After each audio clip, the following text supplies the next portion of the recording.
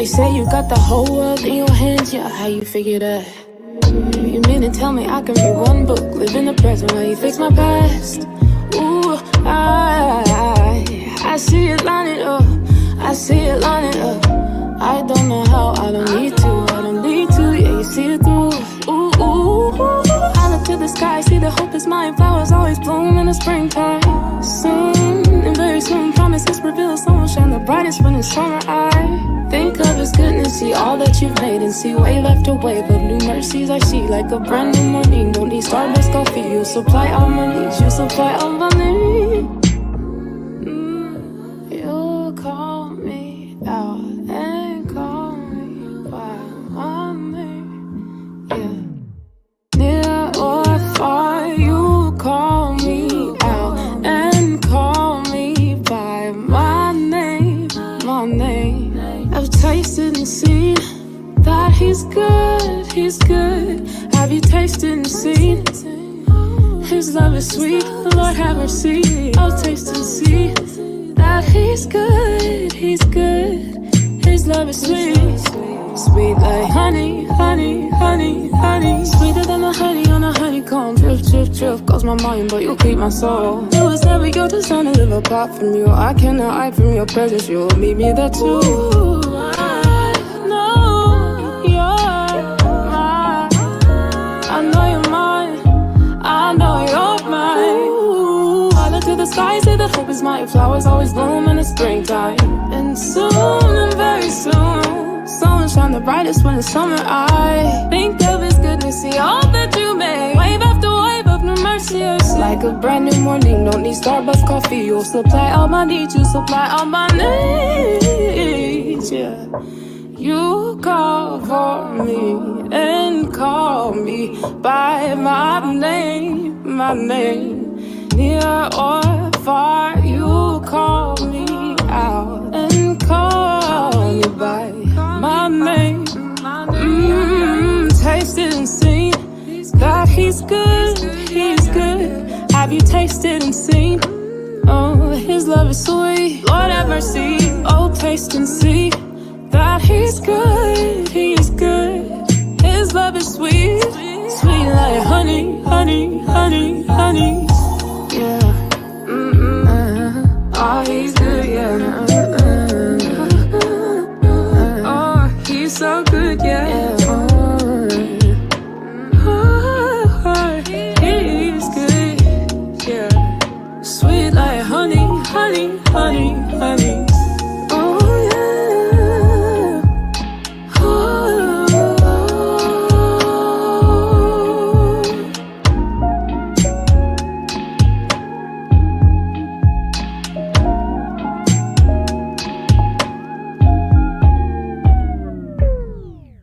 All of us got about 2 years to either get our act together or hang it up. If we don't do some very specific things in that next 2-year period, we will not get out of it, and the window's going to close on us. Now, what's going to drive us into this underclass structure? First of all, are the legacies of slavery and Jim Crowism. We are still bearing the burdens and the scars. They were never corrected. That's one of the failings of our leadership in this country. They had the nerve, the audacity to let black folks suffer for 460 years. And at the end of the civil rights movement, rather than going back and saying, let's find out what has happened to black folk for 460 years, nobody spent 1 minute of time trying to figure out what had happened to black folk over all that period of time. So in the course of the civil rights movement, at the end of it, they say, well, let's pretend that nothing has happened to them, that they were not injured, they were not hurt. And now let's go seek integration and pretend that we're all equal. I talk about my loyalty. You can say that to this city, I've held it down from all aspects. I always make sure I tap in with the OGs, man, because like their opinion matters to me. When these people tell me something, I process it. So a lot of my ideas come from tapping in with them and what I could do. That's my thing. Like, I want to put influential people that's doing great by the community.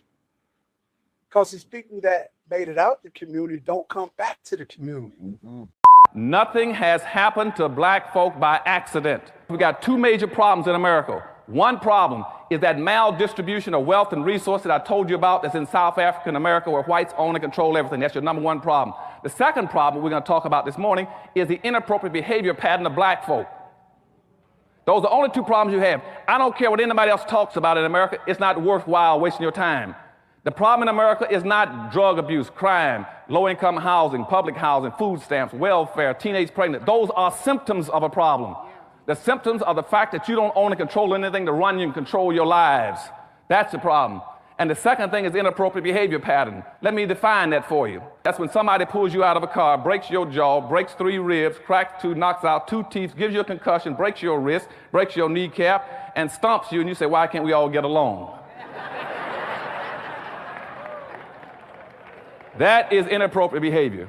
Yes, That's man. what people don't realize. The Stop all equity that. is in Even when they his. look at us, they look at me. First thing they want to say to make us look bad, they're going to say Farmer. rapper. Yeah, a like, rapper. Well, what about businessman, entrepreneur, Yeah. philanthropist or whatever? Like all Yeah, this man. other rapper stuff that you want to look down on us, that's cool. But guess what? We are in the community helping our people. Dog, making sure these kids, you know, Football. could play football. Try to go get a penny out of an athlete and entertain and do something for the black community. They're going to do it. Their advisors won't let them do it. The agents won't do it. Their promotion people won't let them do it. They're going to identify with your community because, again, they have now already died and gone to heaven. We violate all the norms of economics as black folk. That's inappropriate behavior. Your money is supposed to bounce 8 to 12 times before it leaves your community. I'm going to say that again. Black money is supposed to bounce 8 to 12 times. That means it must go through at least 8 to 12 black hands before it gets out of the Crenshaw neighborhood.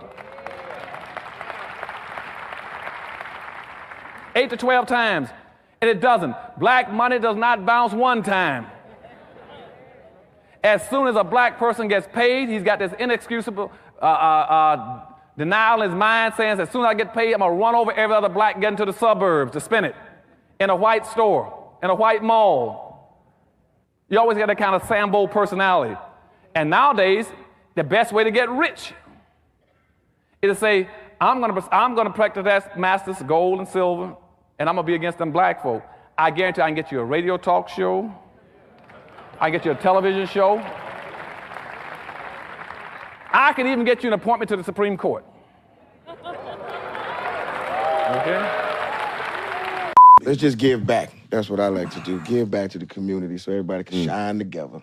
The community gave you a good look, man. I mean, they supported you over the years, man. 1,500 1,000%, man. all-time sketches. That's just on one show, man. Like, I've damn. been standing on my community all my life. You know what I'm saying? Like, I love listen to my that people, beautiful so- You hear that shit, Mike? He didn't even look like a conscious nigga. That's how you could tell a conscious nigga. He hides it. I mean, listen, a smart man can act like a fool, but a fool can't act like a smart man. No doubt.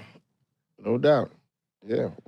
You gotta have your education, man. I remember that awakening in high school, you know what I'm saying, when I became conscious, you know, and just was aware of a lot of, you know, systematic bullshit. Like, I remember the conversation I had with my mom when I was just, like, expressing all this newfound information type shit. I'm like, you know what I'm saying? Like, what to do with all this? Like, if, you know, what's the point if the ceiling is set already? Like, you know, why try to even push past that if, you know, I'm only gonna wind up so far? And, like, I remember how emotional she was having to hear that awakening in her child. You know what I'm saying? Like, that was an interesting day. So even since then, my eyes have been open, third eye, whatever you want to call it. You know what I'm saying?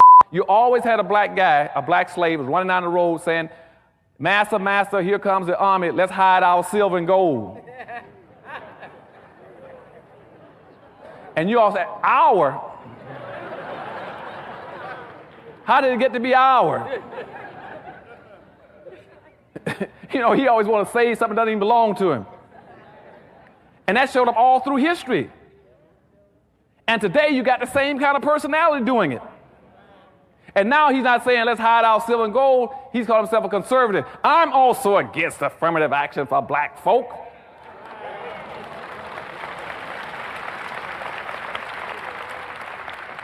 I'm against quotas.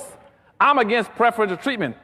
Even had one running around talking about he wanted to pass a law to stop black folk from discriminating against whites. You still got that kind of personality that always wants to protect something, protect the strong. When you see me having these barbecues or you see me feeding the community and things like that, it's just that what it is and things like that. It's not for me to be glamorizing and none of that. It's this, I want to show the community that I'm here to help.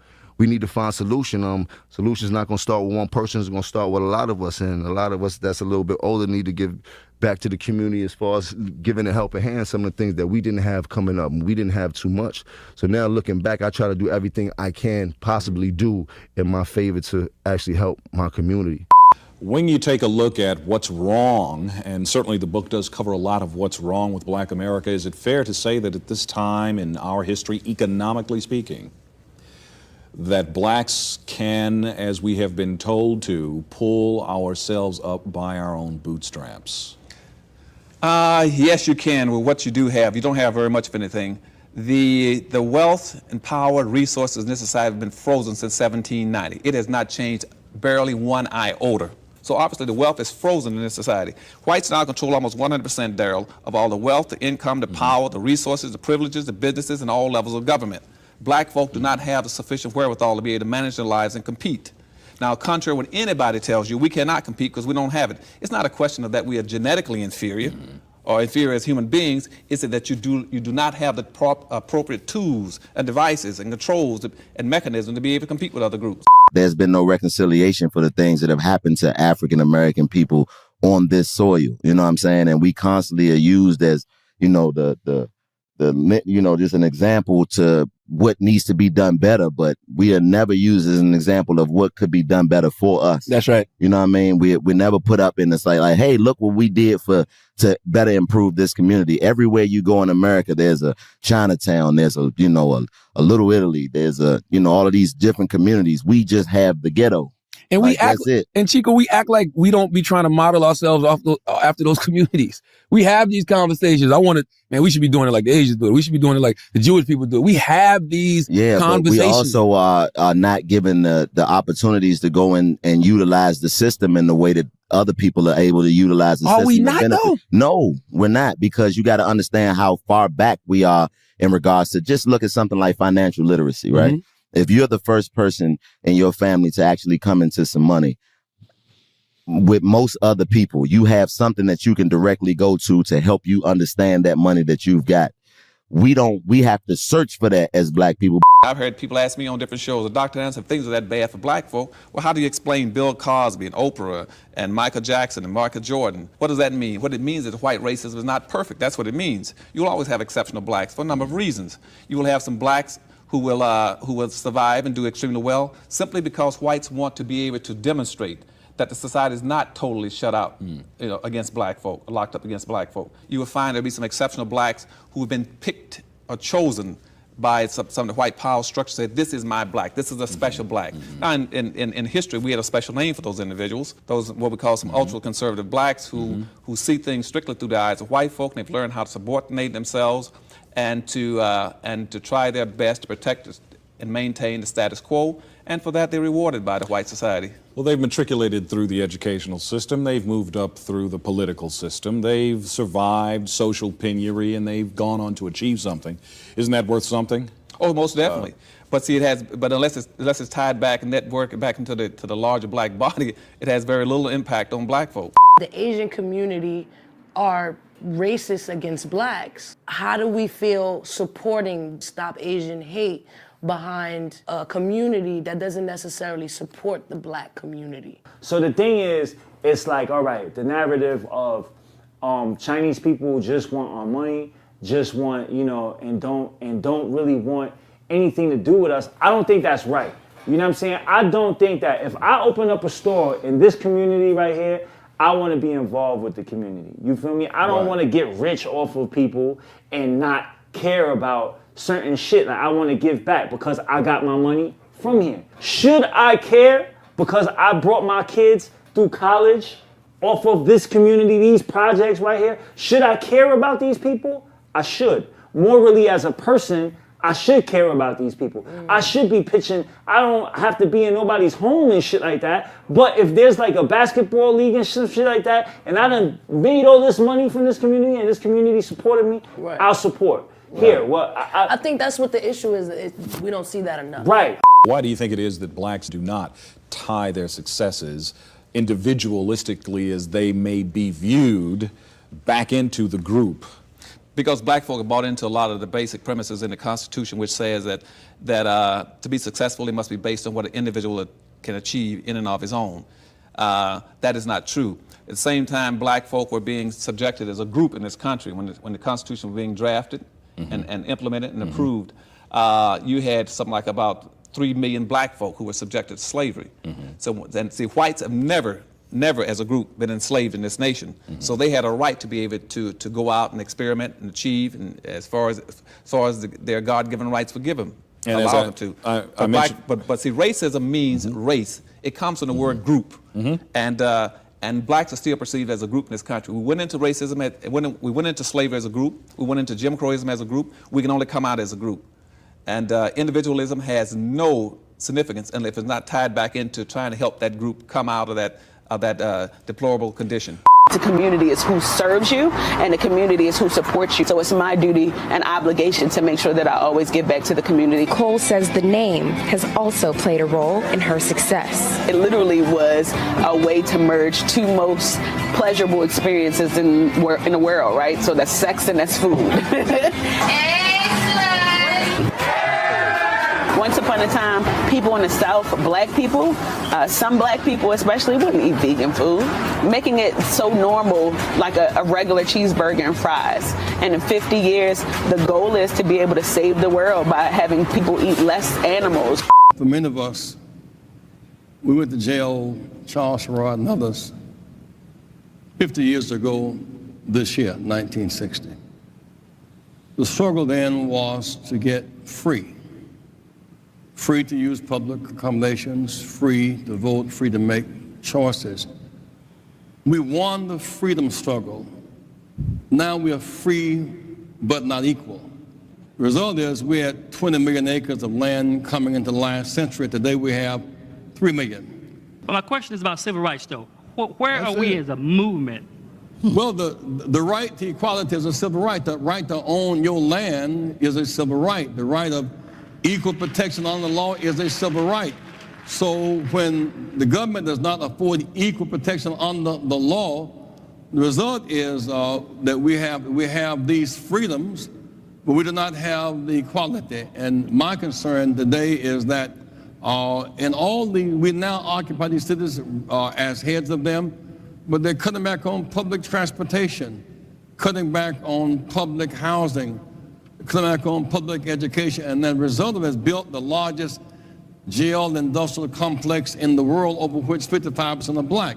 To me, that's the heart of the civil rights struggle, the freedom, but also equality. There's a lot of conversation now about people who leave the hood or make it out the hood and make it and then feel like this desire to go back and give back, and then for something like that to happen. Do you feel like coming from that area that you have some type of obligation to give back? Definitely. I think it's important, no matter where you come from, to give back to any community. We're here, we can make a difference, in our world, and especially with our youth. So I looked up to someone like Nipsey, or anybody who's out here and willing to kind of put themselves in harm's way, in a way, and still give back and do stuff for their people. It's super important. I'm really big on giving back and just working with our youth because, it starts with them. We have to teach them and raise them and show them the way. And, since we are put on a certain platform, we have, those connections and we're able to do things like that. So I think it is important to give back. We have not been at the table. We have not been involved in the financial services community of this country. We have not been involved on the public side or the private side.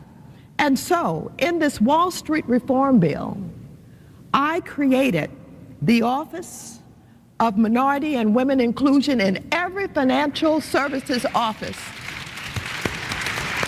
including Treasury, FDIC, OCC, the feds, all of them. They have now got to have a separate office with a director and a staff that's concerned about diversity in hiring and in management and in contracting. And that director will have an opportunity to view the contracts that go out and determine whether or not there's diversity, minority inclusion. If not, recommend that they cannot be responded to. So that's extremely important. It's extremely important because when we took a look at the bailout, whether it's the bailout or the economic stimulus or any of that, we are not getting advantage from it because we're not in decision-making positions in the implementation of it. And so we have got to use our public policy power as legislators. We now have $6 billion in neighborhood stabilization programs. We also have money for unemployed homeowners, and of course, we have all of these offices that I have created. So that public policy work must be done, but it must be supported in the streets. Okay. Civil rights organizations got to get back in the streets. That's You've right. got to organize, you've got to protest, you've got to show up. We have members serving in Congress with 25% African Americans in their districts who do not support African Americans. We can turn them out of office, and that's only going to be done when civil rights organizations show up and rally and protest. All right. You want to know why we'll never have another Black Wall Street? Obama ain't never put no money in my pockets, nigga. Kamala ain't never put no money in my pockets, nigga. Trump put money in my pockets, nigga. So now it's Soulja Boy doubling down on the ignorance. I had a discussion with somebody a few days ago about why we won't ever have another Black Wall Street. Somebody said, we got to come together. And I'm like, this is why we won't be able to come together. This is why we won't ever have another Black Wall Street. Our ancestors was built different. They had a common goal and they stayed on that path. And Black Wall Street existed because enough of us said, okay, let's do this, this, this together. So these cats, now he literally said it. Obama ain't do nothing for him. Kamala Harris ain't do nothing for him. This racist dude did something for him.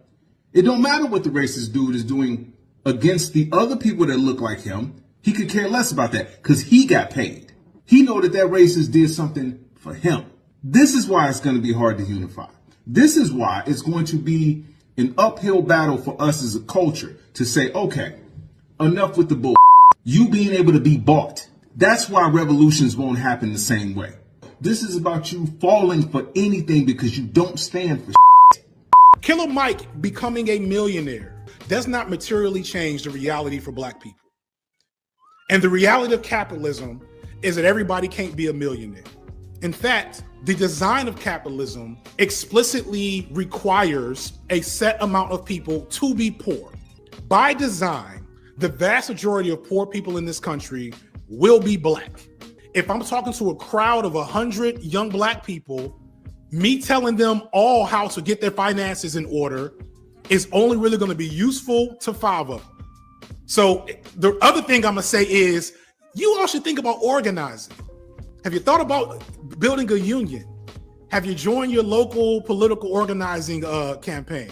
The advice of do good in capitalism is not good advice. I am so for my people, you know what I mean? Like everybody else for their people. Right. You know what I mean? Shows though. Oh man, I'm passionate about it. Yeah. I'm passionate about it. When it comes to my people, everybody seems like they hate us. So it's us against the world. Yeah. It feels, especially how it feel like in situations that we've been put in to not win and not succeed. Look at Tulsa, Oklahoma. Yeah. You know what I'm saying? Black when we Wall did Street, go out on our own and say, you know what, we're going to do our thing. Right. You're going to have our own stuff going on, own business prospering, own everything. And what happens? Right. When we get on top, that's when the ops come and try to control and break things down and tear us down and make us start all the way back up. But when we ain't want nothing but equal liberty, that's all we ever wanted was equal liberty, peace for all. Right. And allow us, you stay over there, we gonna stay over here, gonna do our thing, y'all do y'all thing, and everybody be happy. Right. I don't even know what he said. I didn't get that. We're getting feedback up here. It's really hard to hear the question. Yeah, what did he say? I didn't hear it either. Okay. Anybody heard? Can y'all hear me now? Is that good? Okay. Okay. I've noticed the number of young professionals are here at this conference. With this changing society, what's your opinion, what's your top 3 opinions of how we, young professionals, can adapt to the needs of the Urban League, so it can survive for another 100 years. Okay. Okay. I think you need to quit going to law school and study some mathematics and economics. That the economic theories that are being pervaded by the Milton Friedman School of Economics that is running this country intends to have bad schools. That's part of their practice. They don't believe in strong government. They want government institutions to fail. And we have to know enough about what the enemy is doing. And lawyers have done their work. We don't have enough economists. We don't have enough people in finance. And that's where the battle is right now.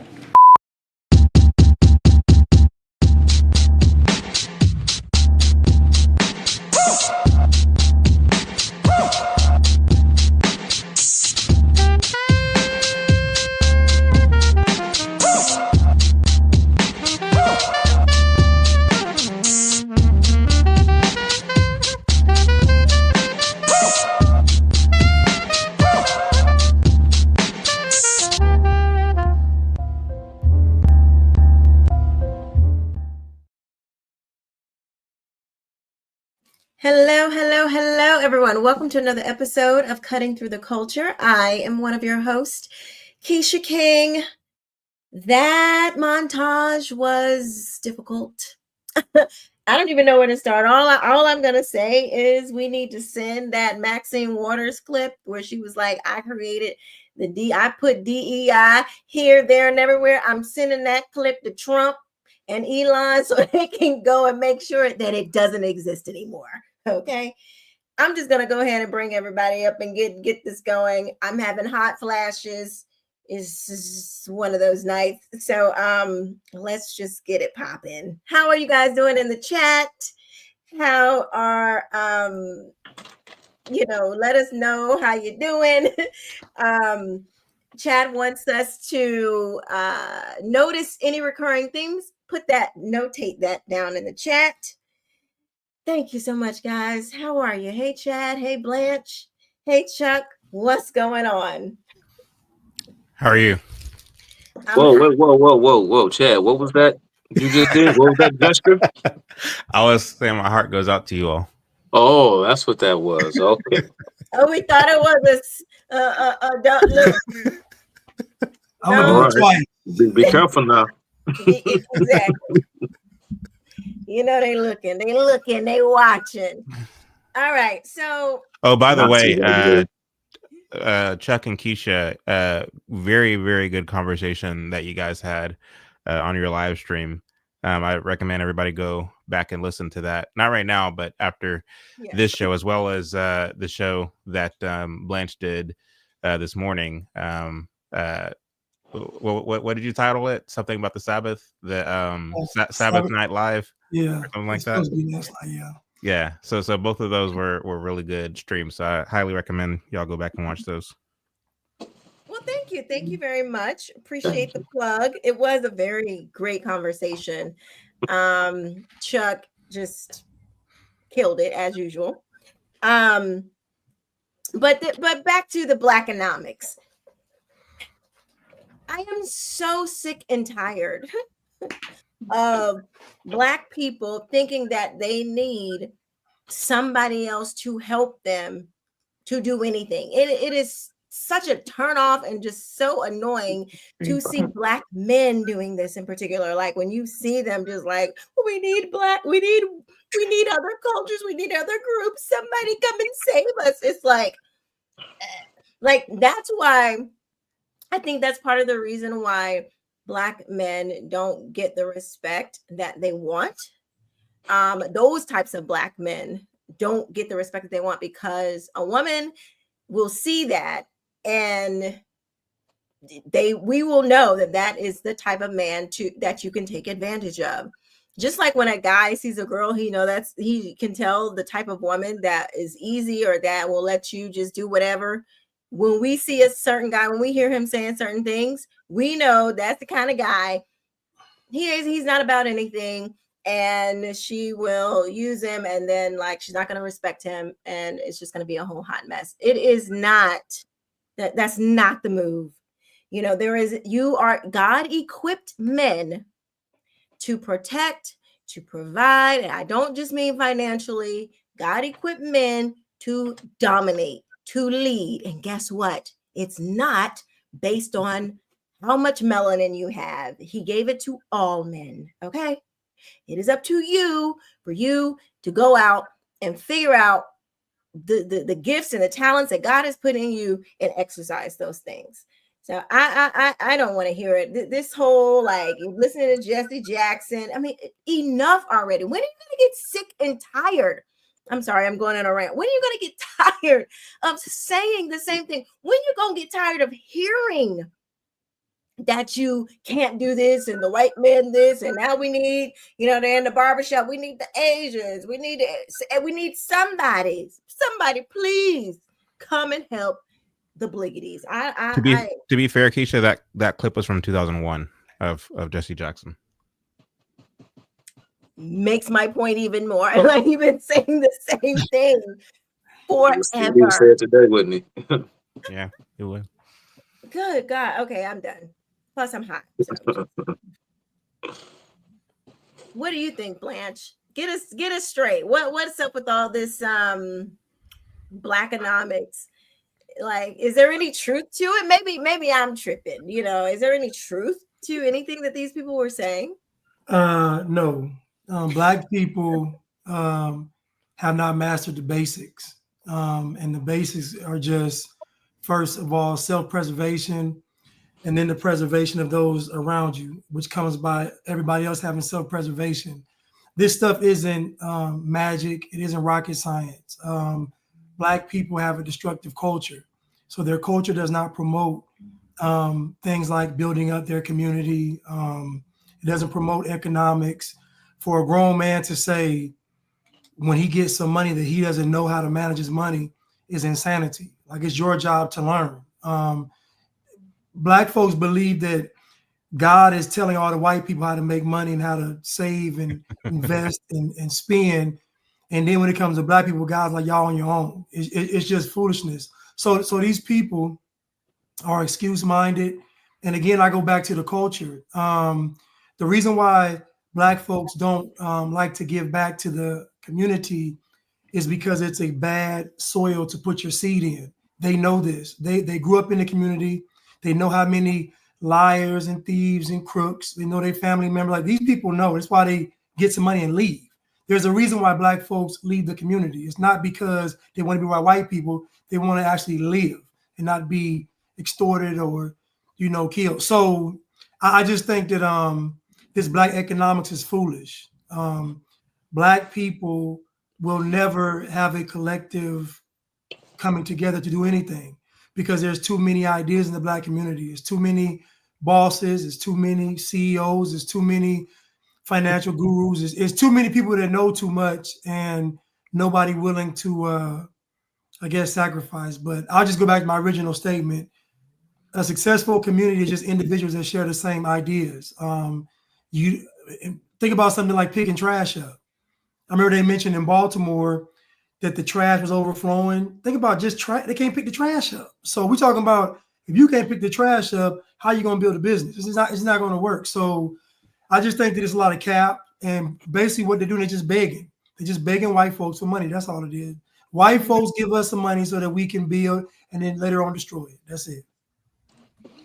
So, but okay. So do you think, this is for Chuck. Do you think that Black people, when they say like, you know, when they're begging the government, do you think that they've thought beyond once they get, like, if they were to get this money, whatever, you know, whatever that they're looking for, do you think that they have thought about what to do? Like, do you think it's I guess what I'm asking is it a real plan, or are they just running their mouth?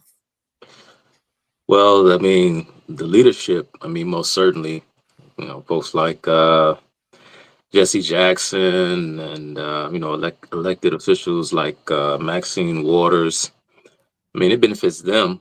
It benefits them. I mean, the people who back them, the people who support them, the people who, I guess, essentially agree with this kind of rhetoric. I mean, I suppose they have plans. I suppose they have ideas, but, they're all just, many of them are economically illiterate. And the reason why many of them are economically illiterate is because they start off from a premise that is flawed. And that premise is that, you can get the most out of folk without, providing them with certain market-based incentives. For example, I'm listening to this idiot FD signifier, and that's what he is. I mean, he is beyond stupid. I mean, he is beyond dumb. This guy, I mean, he's talking. He mentioned something about, of course, he said what he said about capitalism, and capitalism is predicated upon, I don't know exactly how he worded it, but I guess, being able to keep individuals down because, of course, it's a system of exploitation and so on and so forth. And then he goes on to talk about unionizing and these kinds of things, and what he, and men like him wonder why, there is no economic productivity in areas that are largely saturated or largely concentrated with Black and brown people, minority people, because once upon a time, these low-skilled jobs that offered a decent pay, the reason why a lot of these jobs were shipped overseas was not because of free market economics, right? It's because of bloated labor costs. And when you unionize labor, what that does is that removes merit-based salary incentives from the labor market. And so when you allocate salaries based upon such things as seniority, which is, baked into a lot of these collectivized union contracts, what that does is that drives out productivity, because someone who was 1-2 years on the job, it comes in there and they're gung-ho and they're ready to show the company what they have, and they're seeking financial incentives and raises and promotions and so on and so forth. And they got some guy working across from them that's been on the job 10-20 years, making twice what they're making, for doing the exact same job, but they don't do it as well, but they get paid more because they've been there longer. And that person who comes in who is much more, this is the same deal when it comes to, teachers in schools, right? For example, you talk about, well, teachers are underpaid, or some are underpaid, and a lot of them aren't, right? Because a lot of them just aren't good at their job. And so the people just leave. They say, I don't want to deal with this. I'll go somewhere, right, where my efforts are rewarded. So it is funny, because this is probably something that's more suited for last week's show, because I saw a clip of a woman. I guess she describes herself as a leftist, but she's a quote unquote MAGA leftist, because she says that many of Trump's agenda items are essentially left-wing policy items. And one of those being that Trump is an anti-free trade protectionist, I guess is how she describes it. But yeah, these people are extremely dumb, Quisha. I'm listening to Jesse Jackson. And I don't know, I came into the show a little bit late, so I missed some of the montage. But I came in right around the point when Jesse Jackson was talking about how the civil rights movement, they earned freedom. They were afforded freedom, but they didn't get the equality. So the struggle continues, right? But of course, Jesse Jackson is burning the candle at both ends, because freedom and equality are like oil and water. Those two things don't mix. You can have one and you can have the other, right? You can have freedom, but you want to have equality. If you want equality, then you want to have freedom. And so I don't know if Jesse Jackson knows that or understands that. But again, these people, they just have a skewed, a very flawed view of the world. And lastly, Jesse Jackson, Jesse Jackson, one of his key things, Quisha, you mentioned just being gifted these, resources. You talk about wealth redistribution. Through, Jesse Jackson and what is it, the Urban League, Push, whatever organization Jesse Jackson represents, when they came up with, in order to, fight against what they claimed were like these unfair lending practices in the housing market, many of these financial institutions that were based in, these minority neighborhoods, they had to make sure that a certain percentage of their asset portfolio or whatever went toward the funding or lending towards not just minority applicants with respect to those attempting to purchase real estate, but certain ventures that went into a lot of community organizing ventures and all these various political agenda items, these left-wing political agenda items. And if not, organizations like some of the ones headed up by Jesse Jackson could then lean on the government to have a lot of these financial institutions shut down. And so again, that's just the long history of a lot of the stuff that was going on in terms of lending, and this whole myth of redlining and all this other stuff. Anyway, it's a whole thing. It's a very long story, and I couldn't help but chuckle listening to Andrew Young talk about Milton Friedman. You talk about, just as I mentioned on your show, Quisha, we talked about Candace Owens sparring back and forth with Andrew Clavin and Jordan Peterson. I mean, you talk about pedigree. You talk about someone just out of your league, someone just miles and miles beyond where you stand intellectually. Andrew Young, you're not that guy. You're not there. He's not. So just leave Milton Friedman alone, bro. You're not even worthy to speak his name. It's like don't even go there, bro. Don't do that to yourself. Yeah, you're not there, man. So Chad, do you think if Blacks were financially literate, like if, let's just say today there was I think that there are very easy ways to learn about, these things. Do you think that if there were no barriers, like here is what you need to do, like this is what you need to do you think that Black people would take advantage of those things? Are we taking advantage of those things and just not, we're still trying to claim that because we're not at the same level as whites or whatever. Do you think that we are taking advantage of those things and we just still want to cling on to the oppression, the victimhood? Or do you think that even if Black people got the information, like they wouldn't know what to do with it? What do you think? Does that make sense?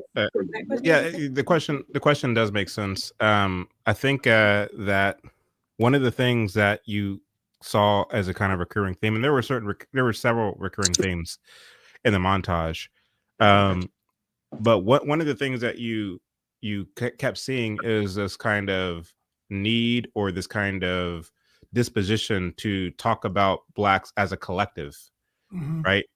And Claud Anderson was outright asked, why do you do that? Why do you talk about Blacks as a collective versus on an individual basis? And his response to that question was, well, we were brought to this country in chains as a collective. We were collectively slaves. We were collectively under Jim Crow. So the only way to give us a respite is to pass collective legislation. We can't measure Black success on an individualistic basis, which I completely reject. So for me, your question is a bit tough for me to answer rather, because I can't help but to look at this thing on an individualistic basis. Thus, my answer is, when it comes to certain Blacks, they do respond positively to the practical means by which to gain success in this country. And then still many others, they don't know what to do with that information, really because they have outsourced the decision-making mechanism of their brain to these so-called leaders. There's a word for this, and actually I picked up the word from Bella Dodd, which is proletarianization, right? The idea being to proletarianize a culture, irrespective of the fact that persons within that culture have a diversity of income and lifestyle, so on and so forth. And this is what MLK and the Civil Rights Movement was effectively able to do with Black America. They were able to proletarianize it. MLK himself at the behest of Stanley Levison, went on a speaking tour and I talked about this before, to churches, Black churches that were made up predominantly of upper middle class and wealthy Blacks. And he guilted them for not doing enough for the struggle. And he beckoned them to identify themselves with the struggle. And in so doing, he was proletarianizing all of Black America into the struggle. And this is the reason why Blacks, by and large, vote, as a collective for a single party, even though you have a representation of various, income brackets and tax brackets amongst those Black people. Still, they see themselves, they identify themselves with the proletariat. People ask me all the time, Chad, why was this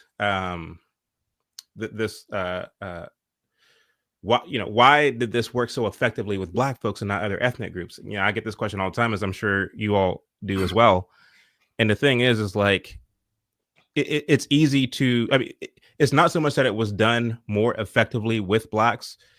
The reality of it is, because our skin color is darker compared to our neighbors here in this country, it's easy to kind of draw that line and make that distinction. Whereas you did have a Marxist movement, a strong Marxist movement in Latin America. Of course, since everybody kind of looks the same, it was divided on a line of class versus color. And then too, here in America, you had poor whites and the so-called working class whites that were gone after, and they were effective in this respect as well. But because, America is so big and vast and different from one state to the other, it's easy to kind of miss this kind of distinction between those who are Marxists or subscribe to Marxist ideology versus those who don't, especially since, when you look at the Marxist strategy over the course of the 20th century, where they were kind of staying true to the words of Karl Marx, where he said, maybe it was Engels who actually said this, but when he said, like, we kind of meet the moment, whatever situation, whatever state the movement is in at a given time, we are utilitarians insofar that we kind of acclimate ourselves to that moment, and we pick up certain ideas and put down certain ideas, at least as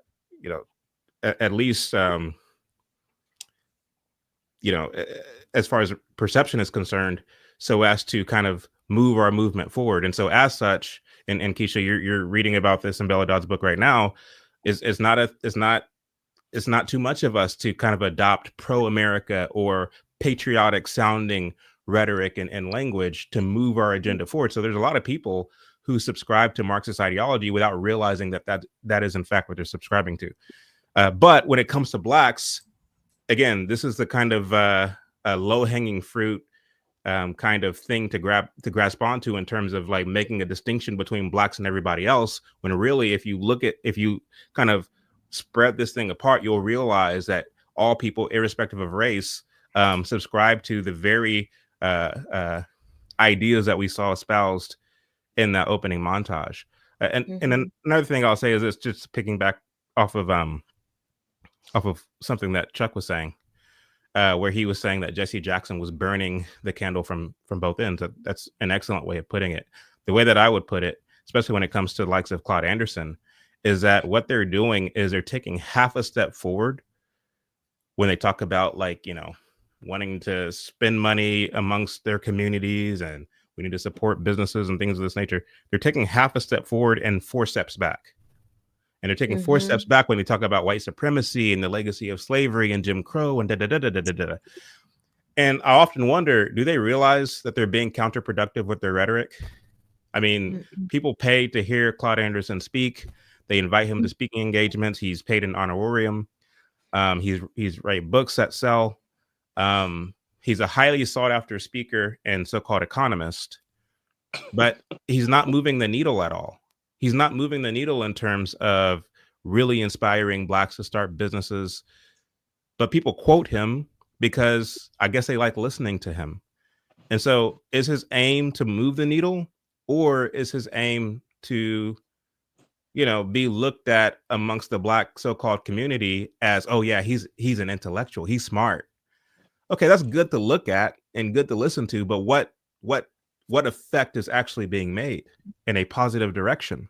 You see, when it comes to Blacks, and I tweeted about this last or a week or so ago, when it comes to Blacks and this kind of call to support Black businesses, you saw the vegans, the slutty vegan there in Atlanta in the montage. When it comes to this call to support Black businesses, this isn't a support of intra-group free market economics. That's not what that is at all. Really what it is more communism than it is a support of the free market. Because the way that they see it is, if a business is owned by a Black person, it's owned by the community. And this is why you need to give back to the community, right? And they're talking to this Chinese man in the barbershop. Your business is in our community. Your theoretical business, your hypothetical business. Will you support or give back to the community somehow, some way? And so again, when they say support Black businesses, this isn't a support of the free market. This for them is a communistic thing to say, because once again, if it's owned by one Black person, then it's owned by the community at large. And to the extent that the owner of a business is a Black person, if he's not giving back to the community, if he's living lavish and maybe even moves out of the so-called community, moves to the suburbs, he's ostracized, he's called an Uncle Tom. He is basically vilified by the so-called community because he isn't doing this communist thing. And so when you look at Black America, it really is a communist bloc, insofar that it talks about this, this need to give back to the community so openly, more so than any other ethnic group, as far as what I can see. And it, to me, is very peculiar that here we are a quarter of the way through the 21st century, and y'all are still having these open conversations about what we must do as a community for success. And it goes nowhere. It's counterproductive. And I have to wonder what non-Black folks think when they hear or see these kind of open conversations that Blacks are having. It's like, you're still trying to figure this out, but to me, it's like, what's the point of having the conversation if you are rejecting and plugging your ears when the practical solutions are laid out before you? You're literally on stage denouncing Milton Friedman. It's like you have this whole conference. Y'all can't hear what the question is from the stage. It's just a whole debacle. And he's asked, what must we do to preserve the urban league 100 years into the future? Not what we must do to preserve our families, not what we must do to seek success within our own households. What should we do to preserve the urban league? And then the answer that you're given is to reject the practical kind of free market 101 basics of Milton Friedman and to advance socialism. And then finally, you saw Maxine Waters sitting up there talking about all of the programs and all of the policies and everything that we did within government. And that's another thing that you saw as a recurring theme throughout the and Quisha, you pointed this out throughout the montage. There's this need for a government-based solution to the so-called problems that Blacks experience. And Maxine Waters says, if they don't accept this legislation that we're trying to push, we should, broaden the civil rights movement, takes to the streets and demand that this legislation be passed. And so, to the extent that you outsource the decision-making aspect of your brain to these so-called leaders, you get what you deserve. And I have no sympathy for you at all. I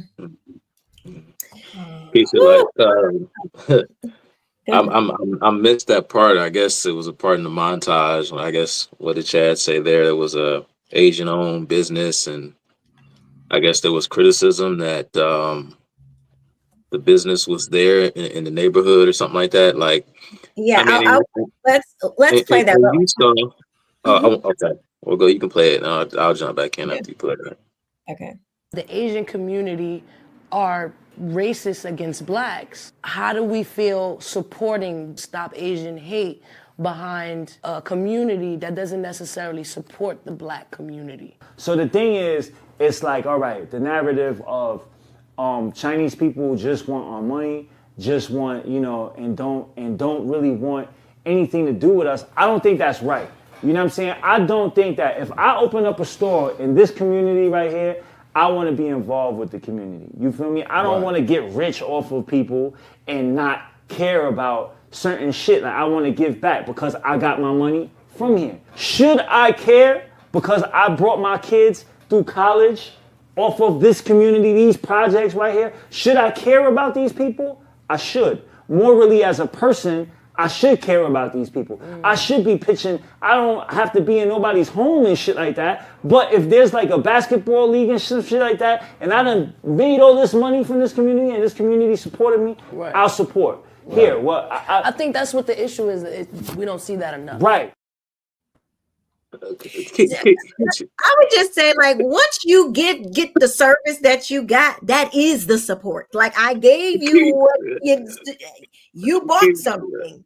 Listen, I was literally saying the same thing as I'm writing it. I said, wait a minute, bro. I said, what was stolen?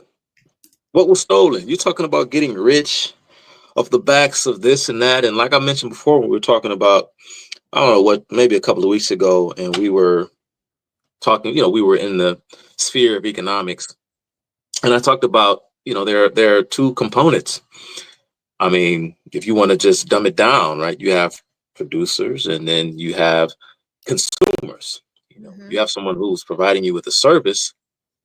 Then, I mean, like you just mentioned, Quisha, you talk about, well, I just put this guy sitting there, you know, some weak, just linguini spine Asian sitting in there with a bunch of black folks being called to the carpet, essentially, to explain, you know, himself or explain, you know, I don't know, the Asian culture or the prevalence of Asian businesses in black neighborhoods, instead of telling them what they need to hear. And I'm not saying that he's sitting there just trying to, you know, massage their, you know, feelings because, you know, he doesn't want to get shouted down. You know, perhaps he's just some liberal-minded young Asian man who actually believes in what he's saying. Maybe he does, but he's wrong. But, you know, it would be nice if he went in there and told them exactly what they need to hear. But again, he won't. But he's talking about going there and sending his children through, putting his children through school off the backs of the community. When, say, for example, if he was a local grocer or something like that, you know what I mean? It was, you know, his market connections that brought the needed commodity to the neighborhood so that they can, you know, feed themselves in exchange for the deeds that they have performed for someone else. Hence, they have the currency as representation for a deed done. You give back to the community, you can extract from the community, and that's what the whole thing is all about. When you're talking about, you know, freedom of association and, you know, essentially free market economics. Now, I hadn't seen the clip, but why did I know that she was going to say something about racism? Of course, I mean, this is the sheer presence that you have, an outsider who has set up shop in your community that you think belongs to you and only you. And essentially, this is exactly what Chad just said. I mean, the black community has become, I mean, they are nothing more than a communist bloc, right? It reminds me, I mean, this theme was dealt with over and over again, you know, even in popular media, you know, many black or what, you know, what we used to call, you know, quote unquote hood movies. You know, we saw this played out. I mean, this was the entire thread, the core theme of Spike Lee's film, Do the Right Thing, right? In the whole core of the drama revolved around Sal's Pizzeria. You have an Italian guy, you know, he has two sons. One's outwardly racist. The other one is kind of timid, you know, doesn't really have a problem with black people, wants to sort of get along with them. And well, you know, you've all seen Do the Right Thing, you know, the whole dichotomy, and it was especially depicted in more gruesome terms in the Hughes brothers film, Menace to Society, and with the opening scene, when they robbed the store, and O-Dog kills the two Asian shop owners, and of course the message that was sent there was, well, here is the rage of the Black community finally, this kind of righteous indignation, in a sense, taking back what they rightfully feel belongs to them, because of the kind of exploitative presence that this Asian owned shop represents, on top of the fact that they are being searched and watched over, not searched, but watched over. She's talking, hurry up and buy, that whole joke. And it's just, how dare you, saying, mind you, O-Dog and Kane, you all see in society. I mean, these were two criminals, but don't follow me when I'm going through the store. So you saw that, and just real quickly, I actually pulled up the Community Reinvestment Act. This was passed in 1977. And I'm just looking here at the department, the Treasury Department's own website. It just describes what the Community Reinvestment Act was all about. It says the purpose of the act was, it says that it encourages certain insured depository institutions to help meet the credit needs of the communities in which they are chartered, including low and moderate income neighborhoods, consistent with the safe and sound operation of such institutions. Right. So you wonder why Black folks don't have access to this, why Black folks don't have access to that, because the lenders that, like, I'm not dealing with that. I'm not dealing with those problems, right? Because you're surrounded by a bunch of credit unworthy folks, and you have the prying eyes of the government watching you so as to confirm that you are complying with this law that suggests that you have some sort of moral obligation to give things to people simply because they have their hands out.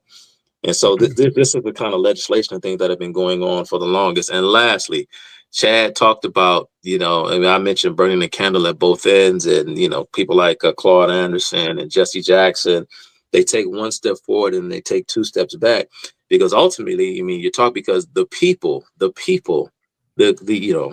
community, when I say the community, I mean, the country, wherever, we are the economy. This is it. The human capital, the engine of capitalism is every single solitary individual, right? And you have to give a person a reason for wanting to engage with you. And it doesn't necessarily have to be, I stand to gain financially from, what it is that you do, or if you provide a certain service, or whatever the case may be.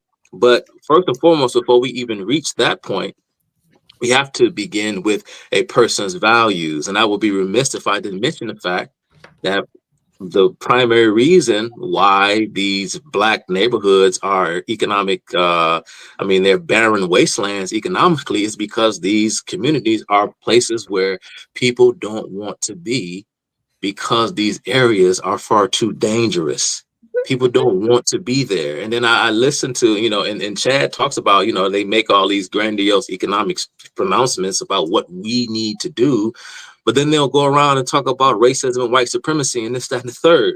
And so that undermines their very message, their very own message, because what sort of behavior do you expect to get from the people in the community when you constantly, or when you simultaneously make them feel like they are victims, right? If they have the moral high ground, as a victim by default does, then they will have no impetus to clean up their behavior, and the people who can actually offer them something will just flee from them, whether they be Black, white, brown, it doesn't matter. Now, we know that Black folks will flee from that element and go live somewhere else, and they'll peer over from a safe distance, right? And then they'll go on social media and talk the talk, or go online and talk the talk, but they don't want anything to do with those folks, right? So that's how this works, right? And then Jesse Jackson will get up there, and in his little speech that I saw that you played, Quisha, he'll sit up there and talk about, the prison industrial complex. I'm just saying to myself, this is crazy, So perhaps, Quisha, that we need to intensify our laws, right? And that may, in fact, decrease the prison population, because the threat of punishment can actually act as a deterrent. You know, probably the reason why we have so many prisoners is because of the fact that people don't fear prison. They don't fear the punishment that comes with the crime. So there's no there's no way to disincentivize a crime, because in fact our laws are far too lenient, if you were to ask me. Yeah, I mean, to look at that microcosmically, I mean, just look at a household where there's no discipline in the home, where the kids, you know, have a weak mother and father who refuse to discipline their children or punish them when they act up. There's chaos. I mean, to put it frankly, and I mean, if you blow that up to a whole community, so-called community, a whole neighborhood, you're going to get what ensues as a result of that. So this idea, I guess this is to Blanche. This idea that the main theme that I see is we're oppressed. We can't do anything. That's the theme. That's the reoccurring theme that I see. So is it true, like FD signifier says? I'm sorry, Quisha, I'm laughing at something Blanche put in the chat. Go ahead. I'm sorry. You know what he said. Oh, I didn't know. My thing, it went down. I didn't see it. But I see it now. Blanche, you are hilarious. Since your family was a mighty slave owner, a brutal slave owning family, did your family's wealth, did you need poor people like FD signifier says?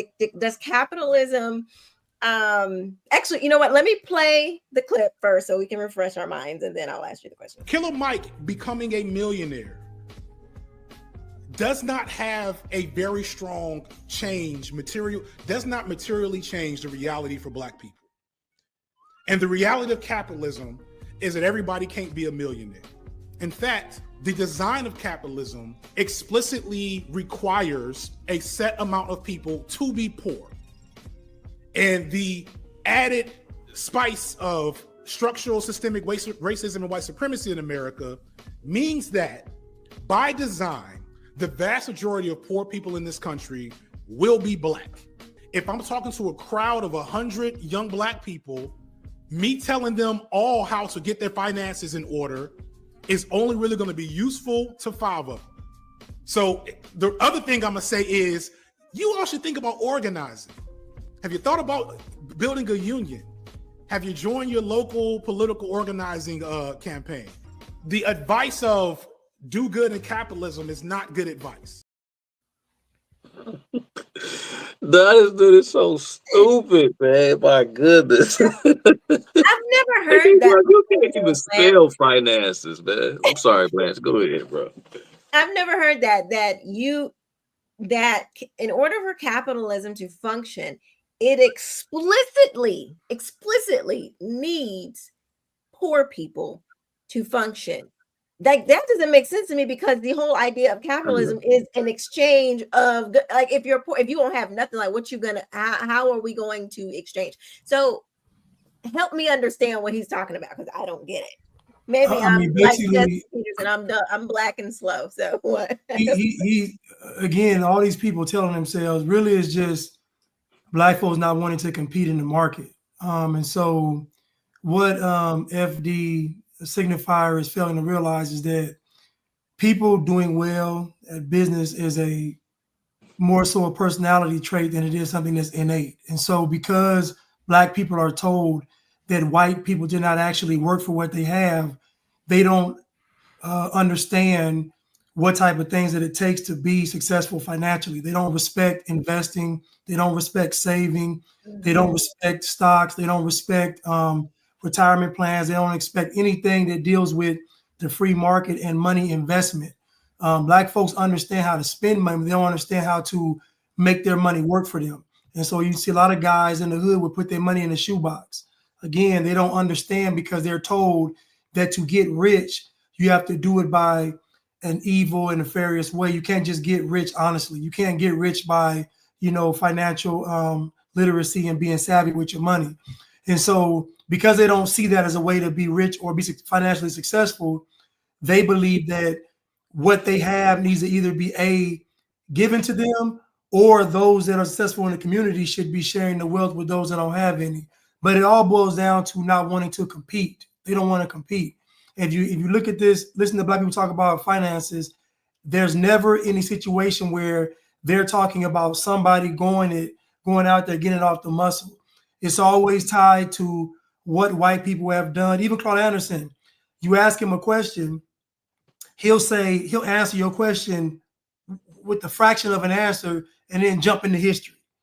He'll say, well, what about Black people? Why can't Black people be successful financially? He'll say something like, well, Black people have a selfish mindset because, the white man, we was enslaved for 450 years. Like, he just goes off on a tangent and never really answers these questions because these questions don't ever address human nature. If you look at the world right now, how many people actually want to be CEOs? How many people actually want to do what Chad's doing? Honestly, most people would rather just work for somebody. It's just the nature of the beast. And so Black people take all that stuff and throw it out the window. Like most folks want to be. Now, Black folks talk about being bosses. They talk about being CEOs, talk about owning their own business, but 97% of Black businesses have no employees. So Black businesses aren't really Black. It's just a person with an LLC making money for them. It's not really a business. An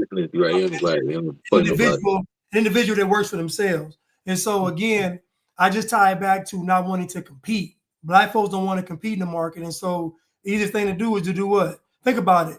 Why can't you get a business loan? Well, the white man, they're going to hate rate. Listen, man, I wish people would actually just sit down and read a Black person's business plan. I wish folks would just sit down and actually have a Black person present their business to you, and you tell me if it's gonna work or not. You tell me, would you give them $100,000 for what you looking at on that paper? The answer is going to be no. And so we can say all this stuff, but being around Black folks do not want to compete. They don't. And so at the end of the day, if they can't get it from the white man, they're going to extort their neighbor. That's just how it is. Oh, one more thing. The guy in the chair on Mav Hoffa's show, his name is China Mac. He is just he's a chickadee. He's a Chinese bliggity. Yeah, I could tell. Okay, now you got to do everybody now. So when you finish what you're saying, we got the bliggities, the chickadees. I'm gonna chickadees, bliggities, the wiggity. We got all the wiggities. The trans are the trickities. I mean, listen, the list goes on and on. But China Mac did 10 years in prison. He had a gun possession. I think he either shot at somebody or he did 10 years in prison. And so China Mac is indebted to the Black community. He even admitted that, he couldn't sell drugs in the Chinese community, so he went and sold to the Black community. He talks about all this stuff. So he feels indebted to the Blues, but China Mac is an ally. He's down for the people and down for the cause, but you won't see him with a Black woman. You won't see him investing his money with Black people. You won't see no kind of skin in the game with Black people, but he will get on a podcast and say how he's down, or he will call Jesse Lee Peterson a sellout. But China Mac is just, I think he used to rap too. He just wants to be down with the Black community. He just wants Black folks to see him as a person that's, tough. He doesn't want his Asianness to. I remember he got into with Charleston White, and they were beefing, and Charleston White said, got on him, but China Mac is just a chickadee, man. He's just so he went to prison and then got out and made money. Well, I mean, he makes money off of his social media content. I don't know actually what he does, but I know he had a show where he was running around there trying out people's food, taste, like a food critic. I know he used to rap. I don't know what the man does. I honestly don't know what he does, but I know he has social media presence, but he did say he used to sell drugs in the Black community. He couldn't sell it in the Chinese community. He could sell it in the Black community. And so according to him, that makes Chinese people racist. But yeah, that's weird. Just really quick. The chickadees. That's funny. That's good. So with people, let me back up. I think you hit on something really important. it sounds to me like ultimately the problem is not really the information or anything like that. To me, it sounds like it's a not self-esteem, but like Part of it. yeah, like you don't believe in yourself, Yeah. basically. And I put a video up talking about Jamal Bryant on Instagram, just a little reel. And I said, you can't be a victim and a victor. You can't be conquered and then claim you're more than a conqueror. You can't be, you can't be what the Bible tells us, how the Bible tells us to be, but then claim, oppression at the same time. And that's what it sounds like to me. It sounds like ultimately it's a lack of belief in yourself, like belief that you can actually do it. Because if you believe in yourself, why not compete? Why not? If you believed in yourself, why not take a chance at starting a business or something like that? And I remember hearing older Black people, family members who have passed away now.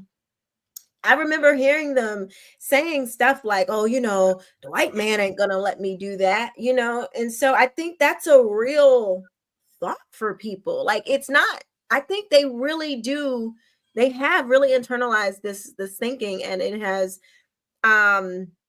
their belief system is wrong. That's, I don't know, it's my 2 cents on that. What were we gonna say, Chuck?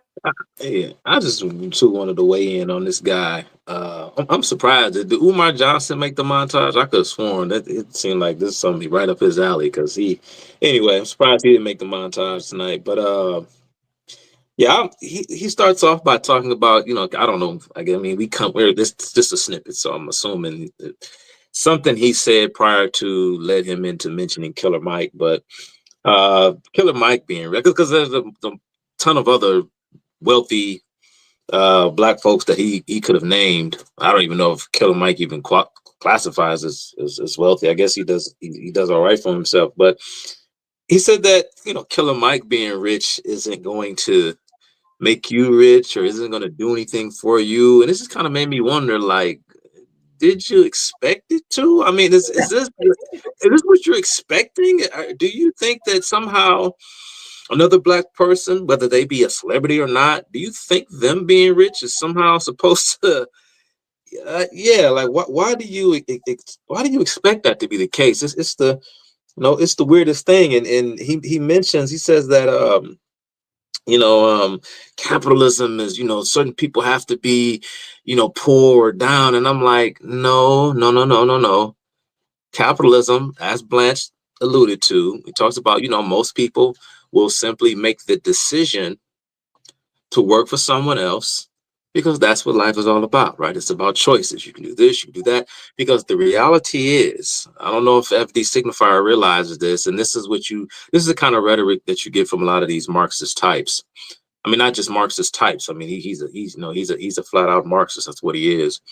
But to kind of feed into their narrative, right? Because as long as someone is poorer than someone else, there's always this mascot there for them to use as fodder for their propaganda, right? Again, they don't look at the way the poorest among us live today versus how the poorest among us lived decades, even centuries ago, right? And that's how you can really evaluate the benefits of the free market. But what capitalism does, it doesn't force other people to be poor. It gives people who otherwise would struggle mightily the opportunity to find a niche for themselves if they can fulfill a market need, even if it be for something as simple, quote unquote, as their labor. Because contrary to what FD Signifier believes, running a business is extremely hard. Most wealthy people and most rich people go through hell and high water to become what they are. And it takes a lot. It takes a lot. You have to put a lot on the line. And many people do not succeed trying to chase that dream of being rich and wealthy. This is why I'm not one of those that's just quick to, try to lump all rich and wealthy people in the box to say, well, being rich and wealthy on its face is somehow immoral or because, and I get it, you have greater access to certain things. And sometimes you can, indulge, some of your vices and so on and so forth. I get all of that, how it kind of reveals a person's character and so on and so forth. I get that, right? But I'm never quick to castigate an entire class of folk because I know what it takes to get there. And I know what it took for a lot of them to get there. And the reality is that capitalism affords people the opportunity who do not want to take those risks, the opportunity to not have to starve. And so it's beneficial for many people in that respect. And this is, and lastly, I saw a clip, and this reminds me, I saw a clip of Michael Francis. It wasn't his channel. I think he was being interviewed by someone else. Of course, for all of you who don't know, Michael Francis, he's a big time. He has a YouTube channel with a lot of followers, a lot of subscribers. He was, of course, a famous mobster in New York. He was a member of the Colombo crime family, rose up to the rank of capo. And, he was, again, one of these kind of celebrity gangsters who, well, anyway, I don't want to break down the entire life story of Michael Francis, but, he's since turned his life around and he gave his life over to Christ. And, he warns against living that life and all this stuff. And, pretty good content on his YouTube channel. It's very interesting to hear him give his perspective on things, given the life that he led. And, when he talks about just what his life was actually like and what his life actually like in the mob. Very, very interesting stuff. It's very intriguing. And I do watch it from time to time. Some of the stuff I'm not really interested in, but he does have some good content. And so I watched a snippet of Michael Francis. And he said that he was talking about politicians. And he said that politicians are worse than gangsters. He said that, he said I was no angel. Of course, he wasn't an angel. But he said that, the stuff that I did when I was in the game, when I was living that life, he said that, man, he's like, the way these politicians, he mentioned, I think, Nancy Pelosi, I think he brought up Joe Biden. And he said that, these people, they steal from the people. They steal from people, and it's not right. It's not fair. He said, what I went after? And God bless Michael Francis. Please, Mike, don't send them people after me. I know you're not in that life no more. So, hopefully you're a peaceful man. I don't want no smoke, but I do have some criticism for you. He said that, what the people, he said, who I went after? He said, I went after insurance companies. We were trying to scam banks. We were scamming insurance companies. We were ripping off government. We were doing this and we were doing that.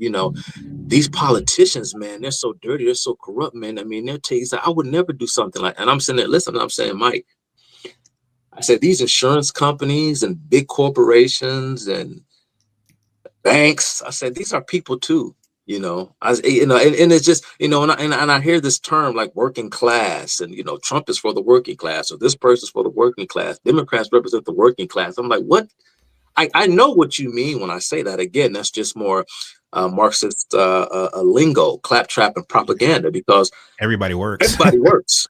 Right. Say it with me, Chad. Everybody works. So what do you mean? Michael Francis, we were hitting banks, we were hitting insurance companies. I said, that's someone's livelihood. There's no such thing as a victimless crime, hence the term, right? It's inherent in the term, right? If it wasn't a crime, I mean, there's a victim because it's a crime. It's in the word, it's in the term. And anyway, that's all I got. And this promise is my last thing. Blanche, do you know? Because I know you're a basketball guy. Do you remember Derek Coleman? Yeah. Remember Derek? Yeah. He was the number 1 overall pick in 1990. I'm familiar with Derek Coleman because he was born and raised here in Detroit. I think he was raised here. I know he moved here at a point. And he was a huge man. He was like the number 1 player in the country coming out of high school. I was a kid, and the whole city was talking about Derek Coleman. And he ended up getting drafted number 1 overall. And he had a decent NFL career. He never became a big star, but he had respectable career numbers by the time that he retired. Became a journeyman, bounced around the league, but he made a lot of money. And he had this whole dream about how he was going to revitalize the city, and he was going to do it. And he made Blanche knows what I'm talking about, because this was like a huge story that everyone talks about, because it's a cautionary tale that they preach to a lot of these young athletes who are making all this money. It says, be smart with your money and make wise investments, because he was on this whole social justice crusade. He was going to give back to the community. And now, and I've seen Derek Coleman. You'll see him around the city. You'll see him, just in the neighborhood. And he went bankrupt about maybe 10, 15 years ago. He's in debt, millions of dollars. He just went under. And I mean, again, it can happen to anyone. If you're making investments, you're in business, this happens to people. But I can assure you that a huge part of the reason why Derek Coleman failed financially after making hundreds of millions of dollars playing in the NBA was because he had this dream of, making these bad investments into Detroit, into the neighborhood, trying to give back to Black folk and give back to the needy. And he destroyed himself, and he's in debt millions because he made bad investments, because he wanted to give back. So I just want to say something real quick in that vein, Chuck, and then tie it back into your commentary on what FD Signifier said.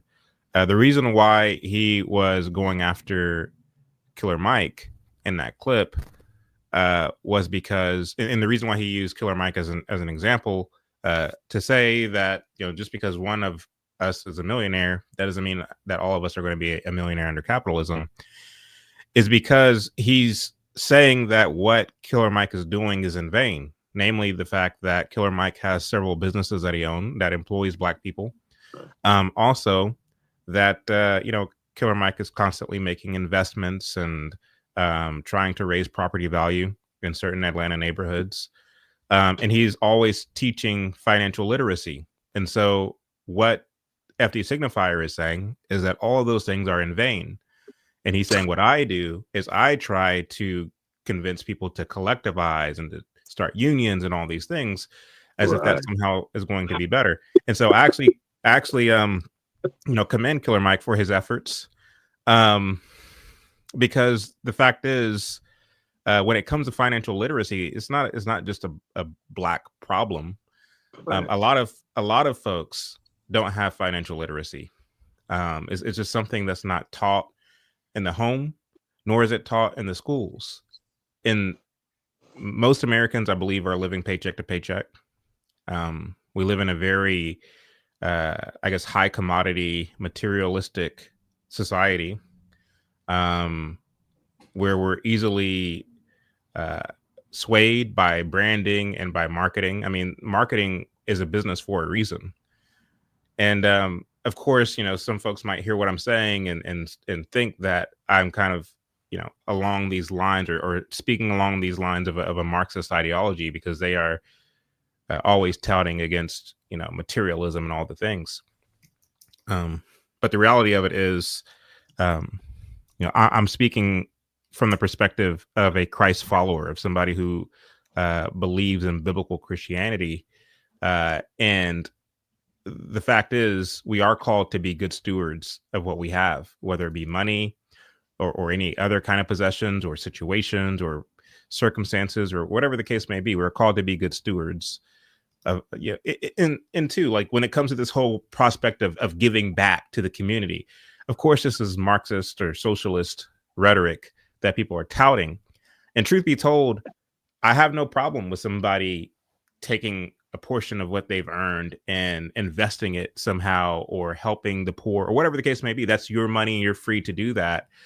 I think what we see, however, when it comes to many of these entertainers and these athletes, when it comes to them kind of virtue signaling as, I want to give back and buy turkeys and do all this stuff, they're doing this because, right, they're doing this to be seen.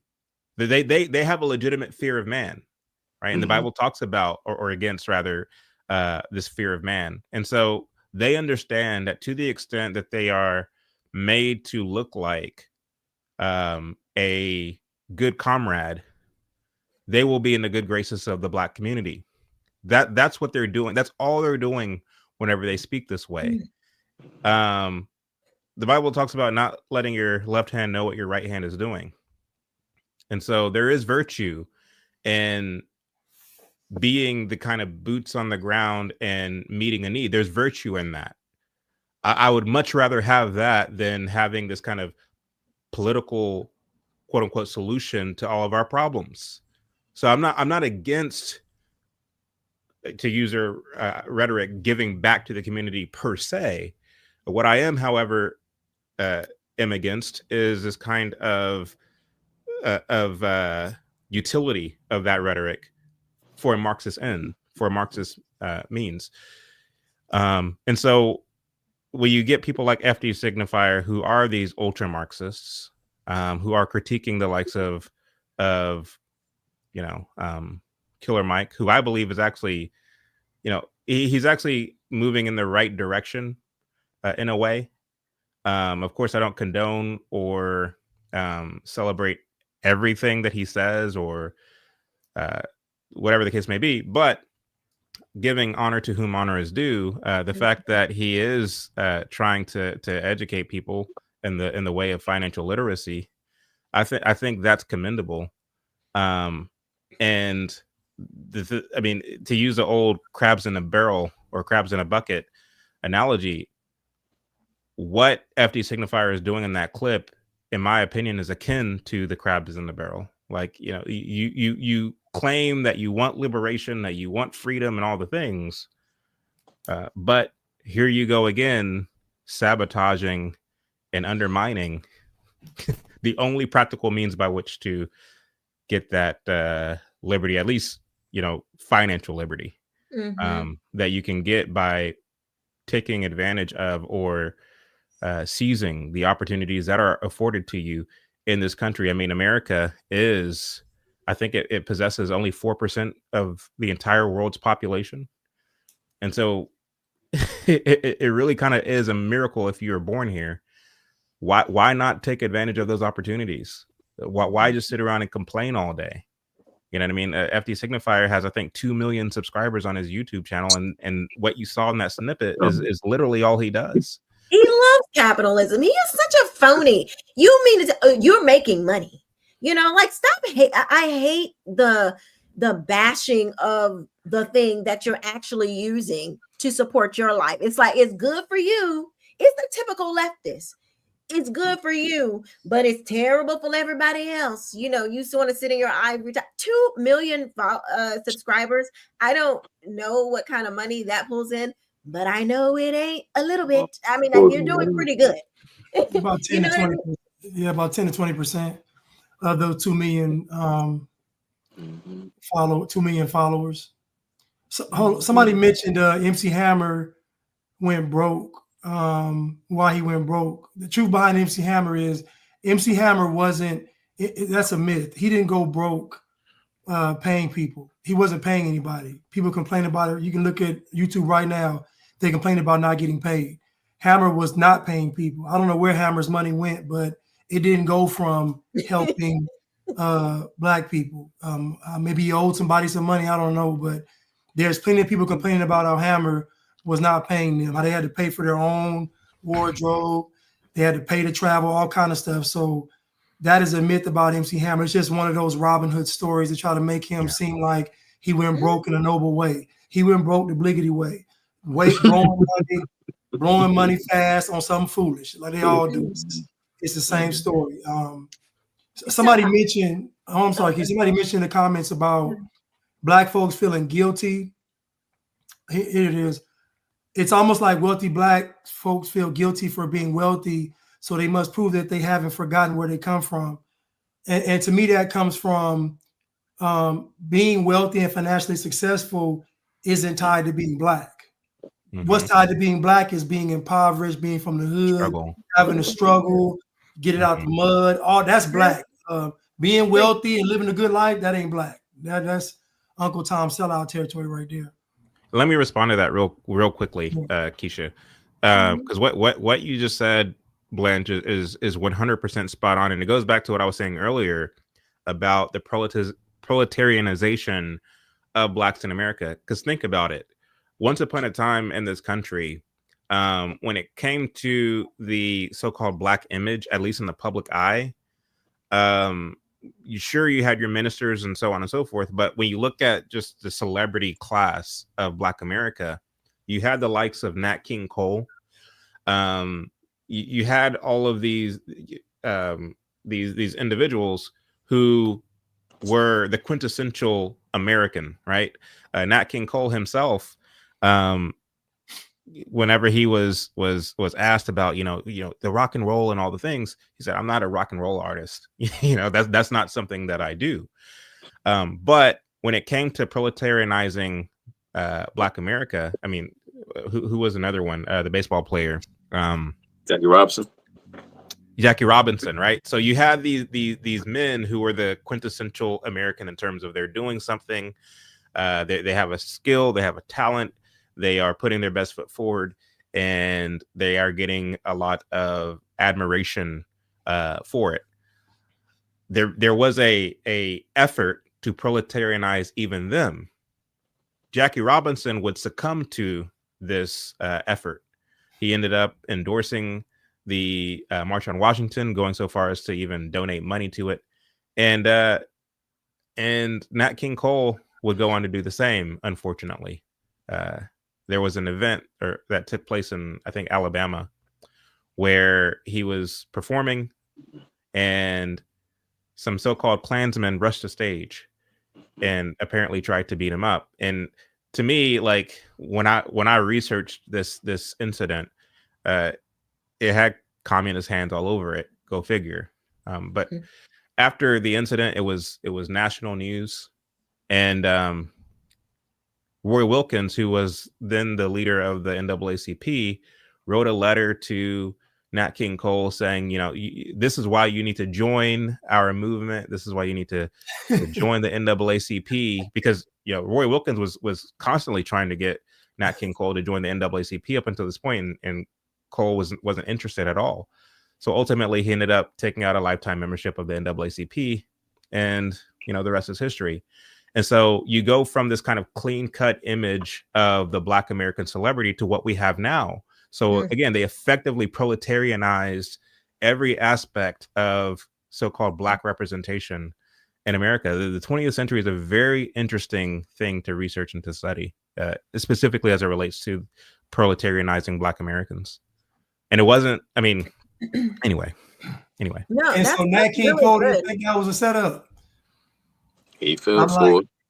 Nat King Cole didn't think the day he gets on stage to do something, here come the KKK. They didn't come the day before, just when he's up there, now the KKK rushing the stage. Let me guess, they stopped him, they kicked him out. Come on, stop.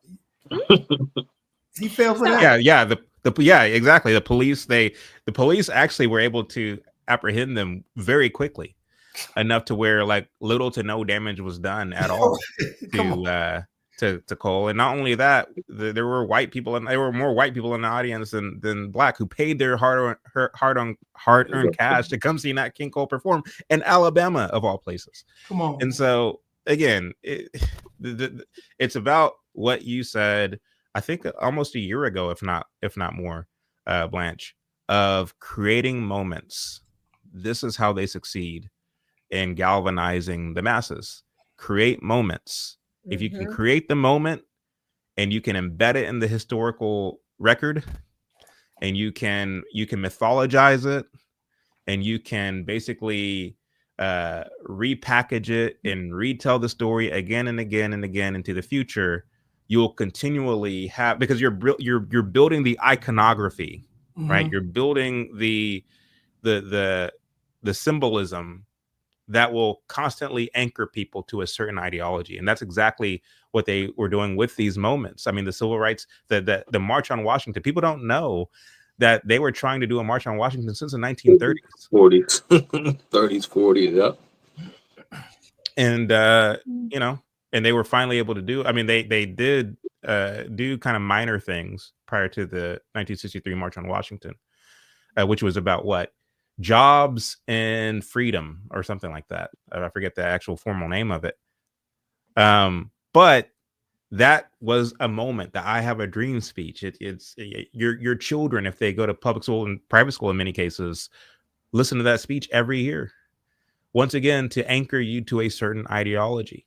Yeah. And so again, right, it's indoctrination to and through. And so yeah, like we are actively being proletarianized. And this leads me to a question that I have for you all. So Chuck earlier mentioned a piece of legislation from the 1980s, which for all intents and purposes is socialist legislation. And there is many such legislation that exists in Congress. Even, you know, even the so-called Platinum Plan, I have questions about.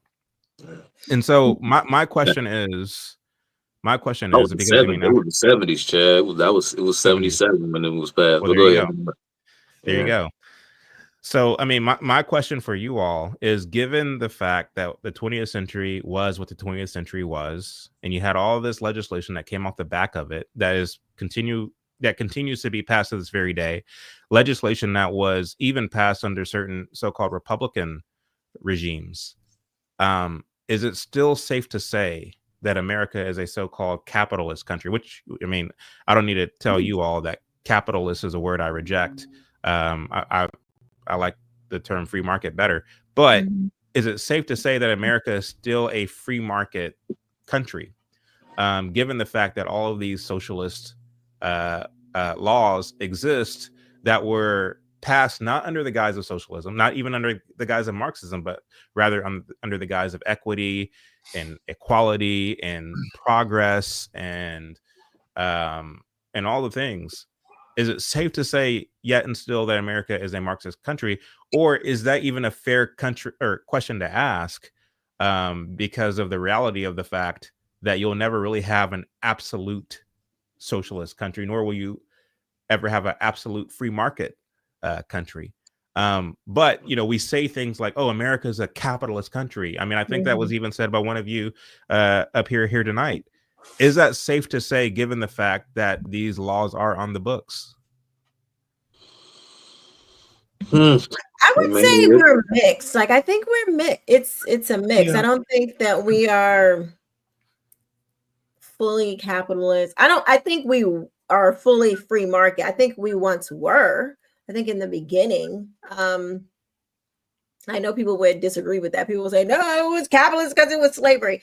I don't think that slavery was capitalism or free market at all. Like, it was not free market. Like, no, it was not a free market. But I would say it's mixed. And I do have a question that I wanted to ask, considering something Blanche said when you guys. Hold on. Before you ask your question, I do want to hear the guys answer the question that I asked first. I mean, it's not as free, of course, as I would like it to be. And, you know, you have little pockets, you know, here and there of these more socialist-esque type scenarios, these, you know, socialism light. If I could liken it to maybe like a scale or like a type of meter, I mean, we're kind of in the middle. I mean, I think that you know, the free market system still has to generate the profits that the socialist sector of our economy has to feed on, and so that, you know, we still produce. You know, we're still the largest economy in the world. China is not too far behind, but, you know, we're still a ways ahead. But I think sort of like what Quisha said, it's somewhat of a blend. It's somewhat of a mix. But the reality is that, given everything that I guess is going on the socialist side of things, the reality is that the free market, in other words, you know, and I'm kind of getting sick and tired of this term, we the people or the American people. I don't even know what that means anymore, but I guess that's a separate conversation. But I guess for lack of better terms at this point, we the people, I don't think we aren't going to be able to essentially produce our way out of this impending crisis if we don't reel this socialism monster back in the form of various entitlements and federal subsidies, which is, I mean, again, this is talked about Trump and his agenda last week, but Trump knows that it would be virtually be political suicide to put a stake through the heart of many of his economic populist agenda items. And so what I think he's attempting to do is try to find a way to loosen the reins a bit on the private sector in order to help try to invigorate the economy so that we can, better fund many of these entitlement programs. And of course, I mean, it may alleviate it for a short term, but it isn't what which is interesting to me, Chuck, because Trump did say during his first term, during his State of the Union address, that America will never be a socialist country. To Right. which, and when he said this, of course, he got an applause from the audience. But that, I mean, what you're saying kind of contradicts that. Yeah, it does.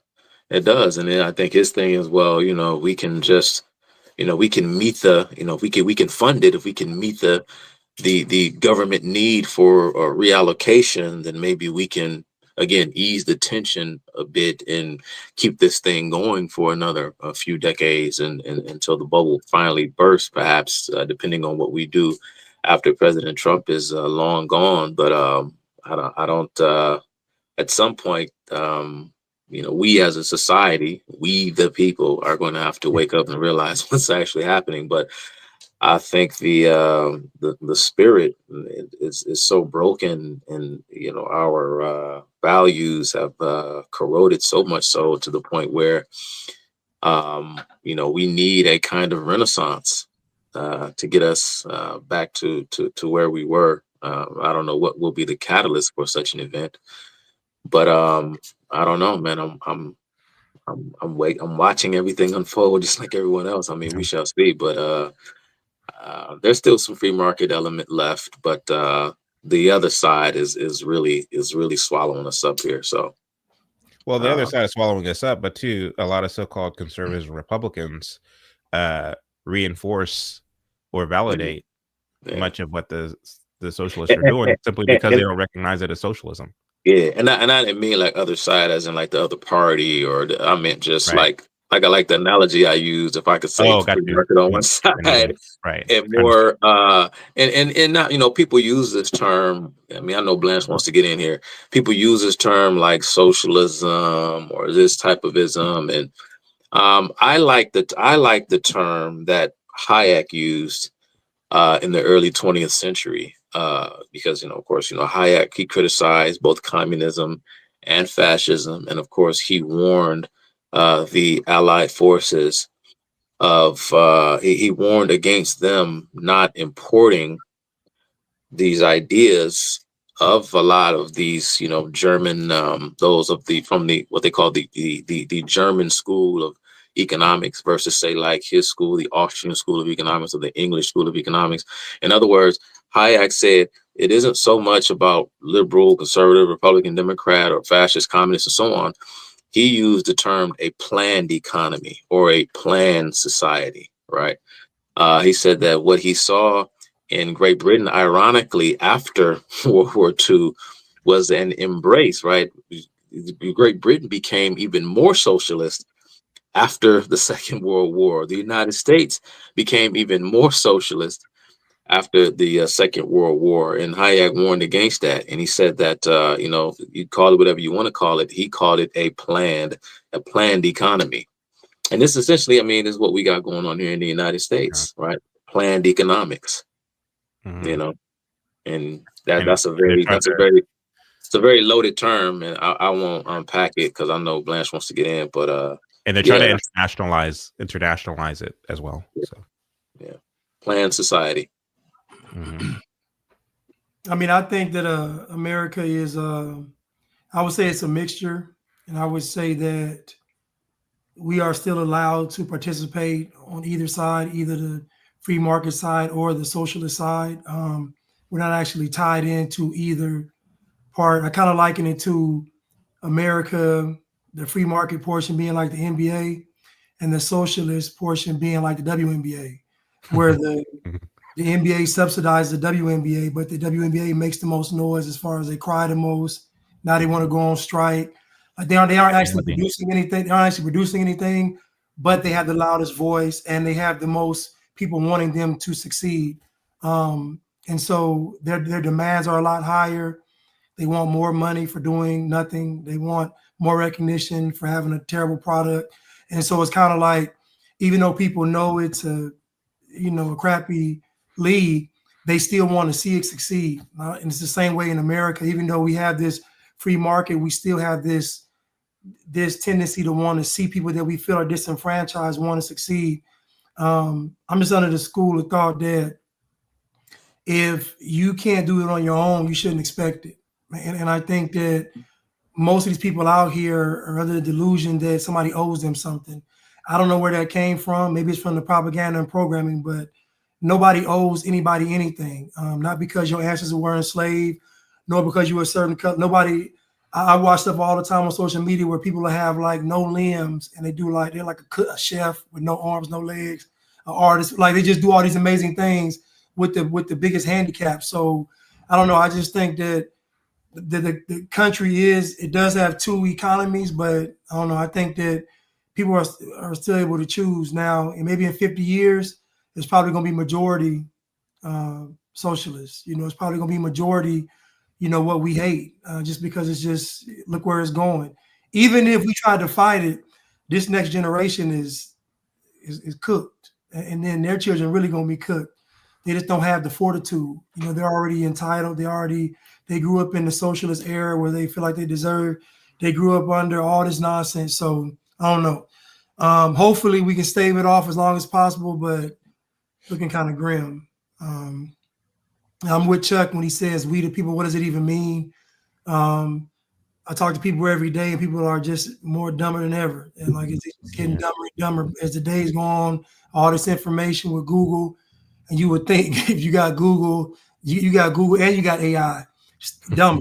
Like it's just you got the books, then they made the books digital, then they made them audio and digital, like, and people just still dumb. So like it's getting worse. I mean, they getting no better. People don't know how to think. Like people do not teach their children how to think, and adults don't know how to think because their parents didn't teach them how to think.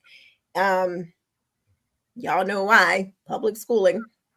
But sorry, Blanche. I was just chiming in for a second. No. I mean, I was done. I'm done.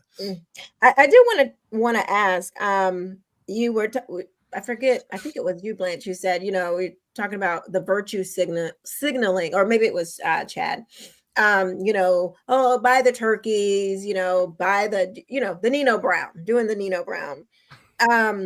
What does that say about Black people if all they need to feel better or to feel to feel like everything is okay, or they're not complaining, if all they need is a black square for BLM or a turkey on Thanksgiving, a book bag giveaway? What does that say about the complaints and the people complaining? Like, if that's all you need, excuse me, what does that say about the people? It's cap. Okay. So they really don't mean, they just want to hear themselves talk. I think Black people really want they want recognition. Like they want to be seen. They want recognition. They want to be kind of propped up. You hear Black folks complaining about they want a space, they want a voice. We're not heard, we're not seen. To me, that's their biggest complaint. But I'm like, Black people are 12% of the population, and they are literally everywhere. You can't go anywhere without seeing a Black person on television. Like the side of billboard, like Black people are everywhere. And so I don't know. I think the fact that they can get satisfied by a BLM street or satisfied by Kamala Harris just running for president, or satisfied by these virtue signals, let you know that they really don't have any real complaints. Like, it's not real. Yeah. I I mean, think so. people know what's going on. People know what's going on in the real world. And when you try to have a planned society, like Hayek talked about, you just have to dig in more and more, because the market will push back, right? That counterbalance, that counterweight, that force is going to push back against it.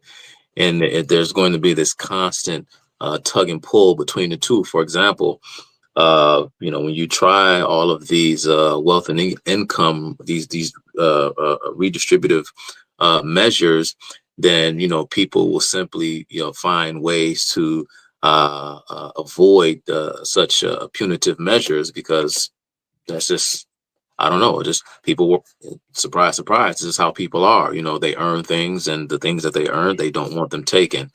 And so when you don't get the outcome that you foresee, because when you pass certain legislation, it is difficult to foresee how people are going to react to the things that you institute.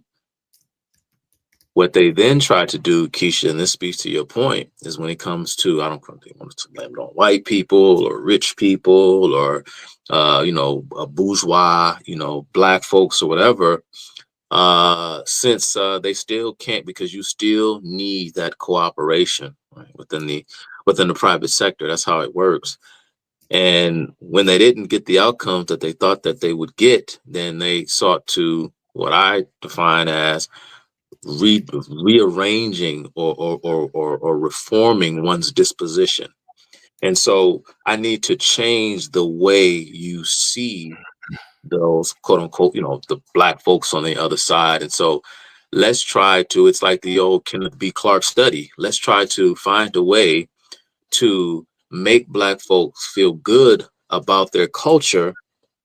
And of course, by extension, those who are outside the culture reform or rearrange their disposition so they won't feel as put off or threatened by what they see across the street or on the other side of the tracks, etc. So that's where all the symbolic gesturing, you see this stuff all the time. You see it in our society all the time, doing things and saying things, that they believe will make black folks feel good. So that way, because they only do the things they do, they only act the way they act because they perceive your, I guess, indifference, I guess, at best, toward them as a collective. They view it, of course, as some form of a racism, right, to some extent. And so if you can stress this idea, you can stress upon them or impress upon them that, hey, these folks, they don't, you okay, they kind of, they like you, or we like you, and we don't see you as it. Then it's like, oh, okay. Then all of a sudden, right, the frown turns upside down, it turns into a smile, and then you can have the free market cooperation that you need in order to actually build wealth.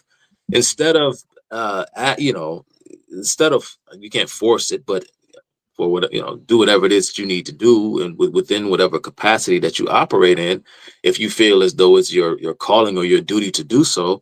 But they must change on their own accord. You can't just falsify and create this whole narrative, create this whole false reality, and expect people to live in it. It just doesn't work that way. You can't just do these hollow gestures in order to make black folks feel better about themselves, so that way they will essentially no longer be angry, because now they feel like the world actually loves them, that the world actually accepts them for all of their sickness, their backwardness, and their pathology. Oh yeah, just come on in, right? This whole, this is quintessential. This is the essence of the critical race theory narrative. This is exactly what it is. This is exactly what it is. So they think this kind of stuff matters. If there was some miracle that we went like pre-Civil Rights Act, and nobody was like, shame was back in play. Nobody was pity. You didn't get no pity party. Nobody cared. You better go out and get it how you live, or you ain't gonna get it. If we just went back to family-centered, God-centered, family-centered, let's just say we snapped our fingers and Black people were like, nobody, people stopped doing the things that they did. White liberals stopped doing what they did. Do you think, oh yeah, the wiggities, stop doing all this kind of stuff. Do you think that Black Americans would, how long do you think that we would see a resurgence of like Black American success? And how long do you think that would take, if you think it would, like, people would, like, that switch would flip off and they would actually start to go and get it out the mud, as we say? Oh man, I mean, it would happen. I mean, it would happen within a generation. I mean, you're just, I know you're just talking like you're just coming up with an extreme. I mean, just hypothetically speaking, if you could just be gone for a day and snap your fingers, and then all of a sudden, I mean, it wouldn't take longer than a generation. Do y'all all think that, Chad and Blanche? You think it would? So in essence, the problem is whites, Black, people in liberals, let's just say liberals, who are the society planners, doing this whole pity party. Oh no, oh, you're so Black and pitiful. Here, let me help you. If that stopped, Black people would be doing much better. The thing is, Quisha, this is simply put, I've said it in a very long-winded way because I was trying to work my way through my idea in real time. But what the left, or what the common liberal wants to do, is they want to try and change the way the world views the, whatever oppressed minority group you're talking about. It could be Blacks, it could be, homosexuals and their quote unquote lifestyle. Instead of, getting them to walk the beaten path, they want to change the world around them, right? To get the whole world to see them in a different light. And this will effectively help them, right?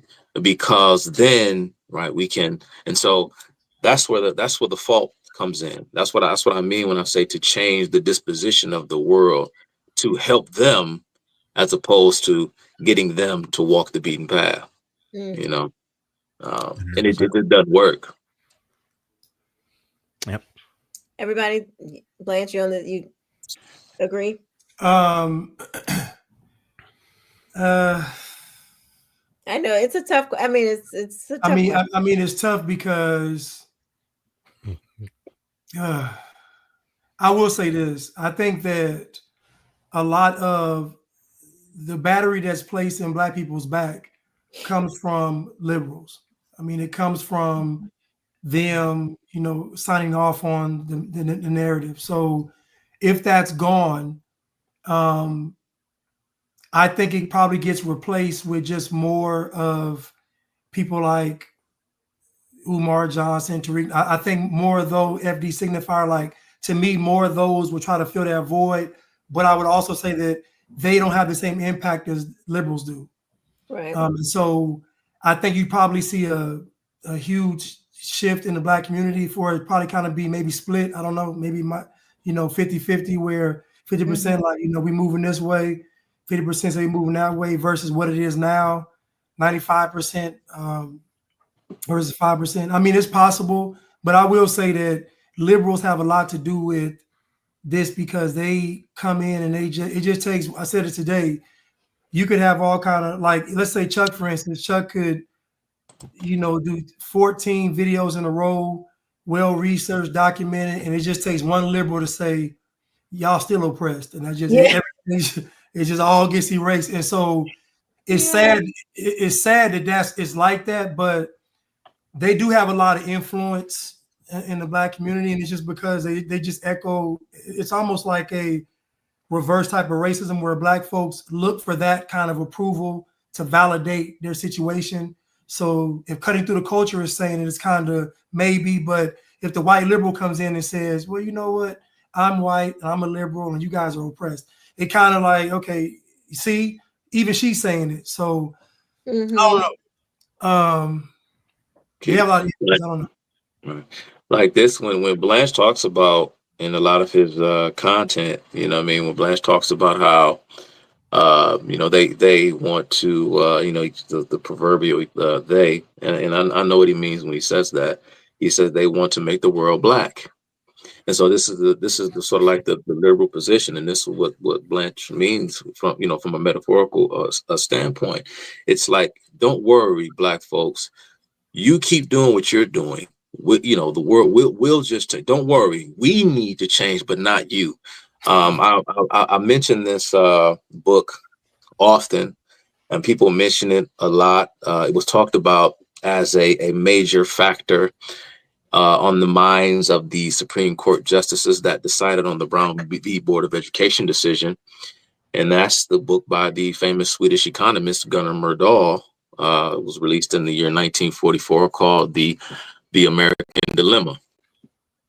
And here's a brief description of what is in that book, The American Dilemma, by Gunnar Myrdal. And this book is credited, I've even heard Thomas Sowell talk about Gunnar Myrdal in this book, and about how this just kind of marked a key shift in the change, and this became the direction and the focus of liberalism in America since the 1940s. This is just a brief description of that book, and it kind of goes to what I'm talking about. It says that Myrdal believed he saw a vicious cycle in which whites oppressed Blacks, leading to poor standards of education, health, morality, etc. amongst Blacks, that was then used as justification for prejudice and discrimination. So what comes first, right? The chicken or the egg? Then he goes on. The way out of this cycle, he argued, was to either reduce white prejudice. So you have to reduce prejudice. And you don't know how, but you got to reduce white prejudice. Culturally, put them in more movies and show them doing such things that, right, show them in a positive light. Right, show some of that positive aspects of this kind of destructive Black culture, and how this is like an outlet for their the fact that they're oppressed and so on and so forth. So he says that we either have to reduce white prejudice, which would improve the circumstances of Blacks, or to improve the circumstances of Blacks, which would then reduce the reasons for white prejudice. Myrdal called this process the principle of cumulation.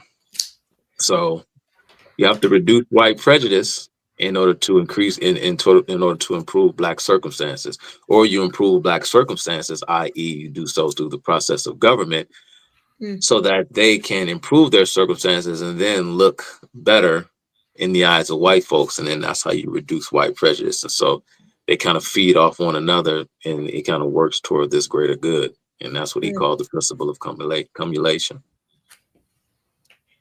That's ridiculous. That's liberalism. That's liberalism today in a nutshell. You want to know what American liberalism is today? There it is in about 4 or 5 sentences. That's crazy. Like this is what the devil is very good at what he does, and this is why I felt like the conversation that Chuck and I had was important and needed, because I've been talking about this. The deception. The Bible talks about how the deception is going to be so good that if Jesus doesn't come back when he does, that even the very elect will be deceived.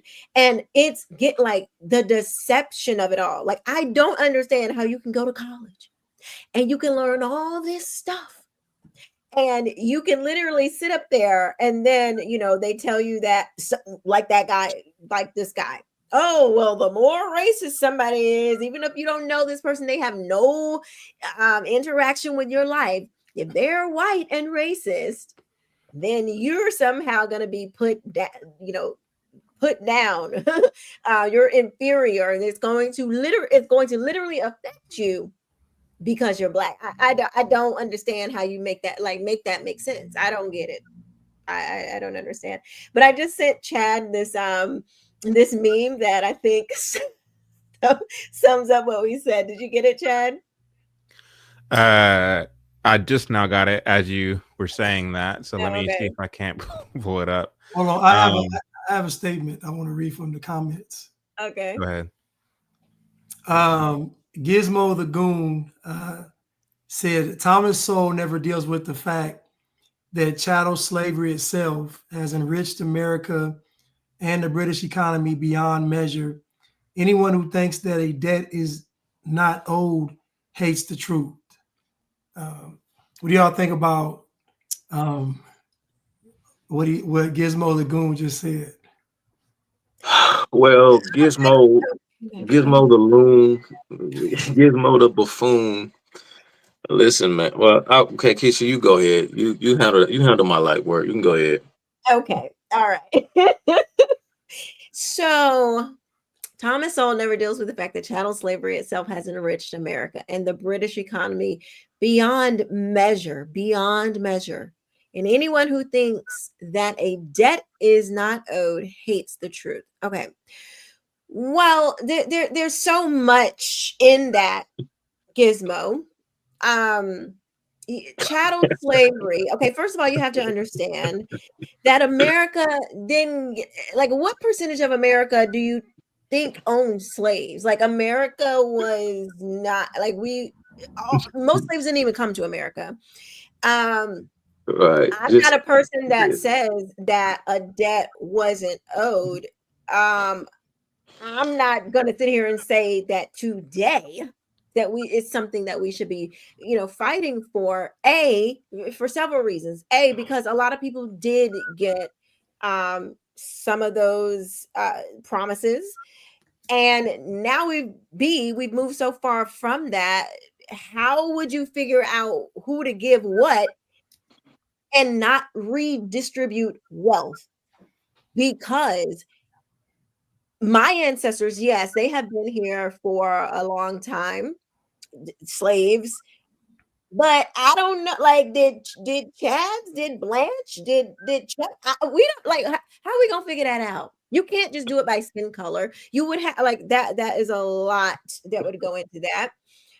We say chattel slavery when we throw like reparations and all that kind of stuff around as if it's just it's such an easy thing to do in 2025. Like, it's not. And I think it would behoove anybody to move on at this point, because there is no way you go try to take you think you're gonna go and take somebody's hard-earned money who had nothing to do with slavery today? Is it right for you to rob them because they're white? Like, how exactly do you think that would work?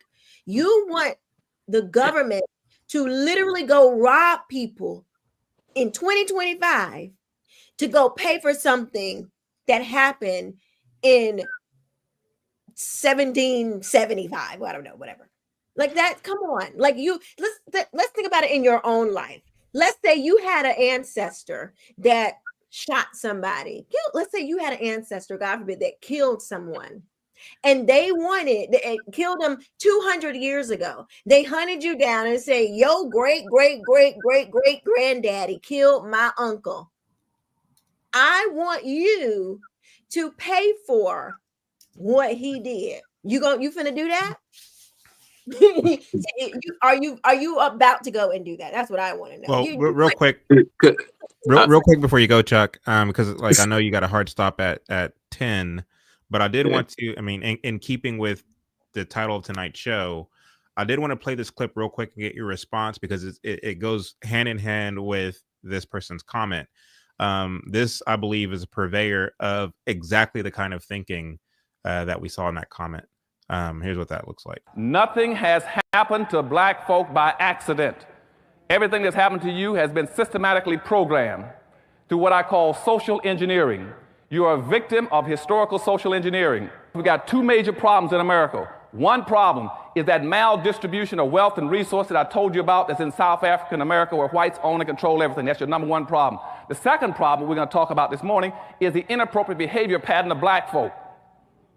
Those are the only two problems you have. I don't care what anybody else talks about in America. It's not worthwhile wasting your time. The problem in America is not drug abuse, crime, low-income housing, public housing, food stamps, welfare, teenage pregnancy. Those are symptoms of a problem. The symptoms are the fact that you don't own and control anything to run you and control your lives. That's the problem. And the second thing is inappropriate behavior pattern. Let me define that for you. That's when somebody pulls you out of a car, breaks your jaw, breaks 3 ribs, cracks 2, knocks out 2 teeth, gives you a concussion, breaks your wrist, breaks your kneecap, and stomps you, and you say, why can't we all get along? That is inappropriate behavior. So what he's doing in that clip, and I want to hear your response, Chuck, but what he's doing in that clip, and mind you, he's in a church, right? That's a church that he's saying this in. He's in a church preaching against forgiveness. Wow. There you go.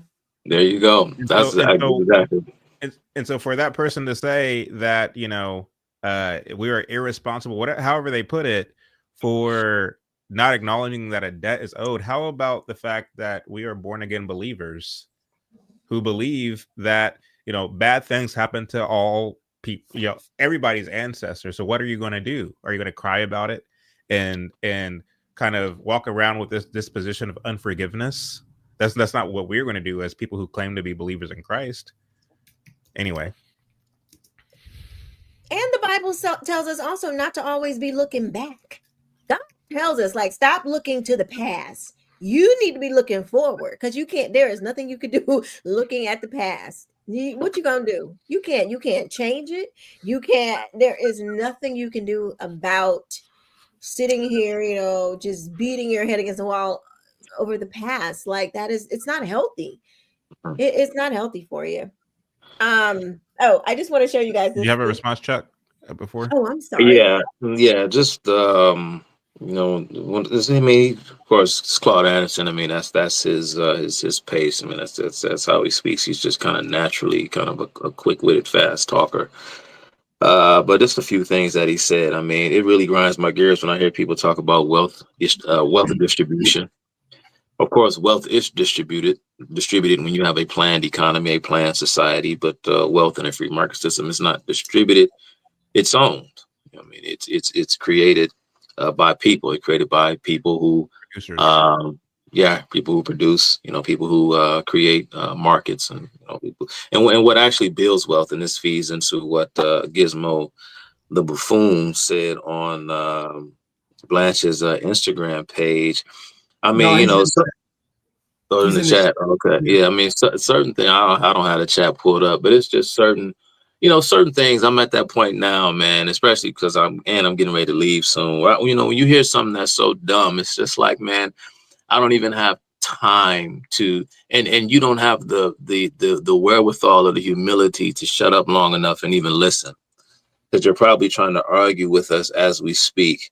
But Quisha made a great point when she talked about how the majority of slaves that came across the Atlantic went to South America, of course, and the main country being that of Brazil. As a matter of fact, Brazil received the highest number of slaves, and Brazil was also the last country in the Western Hemisphere to outlaw the practice.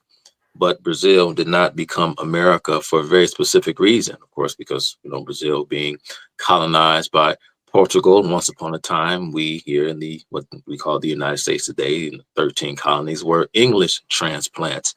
And there's a reason why you brought up the United States and why you brought up England, because it wasn't the institution of slavery, which was practiced all over the world and was a viable and lawful economic activity at the time. But what led to American prosperity, English prosperity, was its internal cultural dynamics that gave unprecedented freedom to its peoples, that gave them the opportunity to explore and to innovate and to create, because these societies kind of lived out the principles that were embedded in the Enlightenment. You're talking about the writ of habeas corpus. You're talking about English common law, the protection of one's private property rights. These are the mechanisms, the values that actually led to the creation of the wealth that we have now. Slavery did not do that, sir.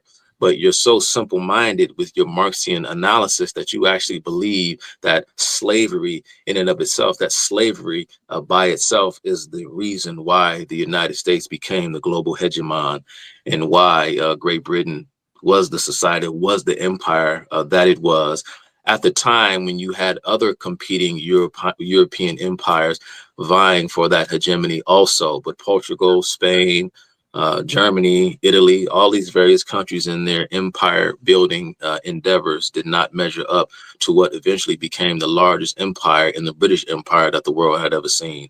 It had nothing to do with slavery, sir. As a matter of fact, the British Empire went above and beyond to try and eradicate the practice, even going so far as to engage in pirating the high seas against the will of other countries that they did not have international treaties with, but they were so compelled by their Christian conviction to end what they thought was immoral and against their Christian conviction. I can go on and on and on. He's saying things about Thomas Sowell that I know he cannot justify, because I can almost guarantee you he hasn't intensely read Thomas Sowell. He hasn't read Basic Economics, where he covers slavery quite in depth. Basic Economics has been out for years. It's currently like in its 11th or 12th edition.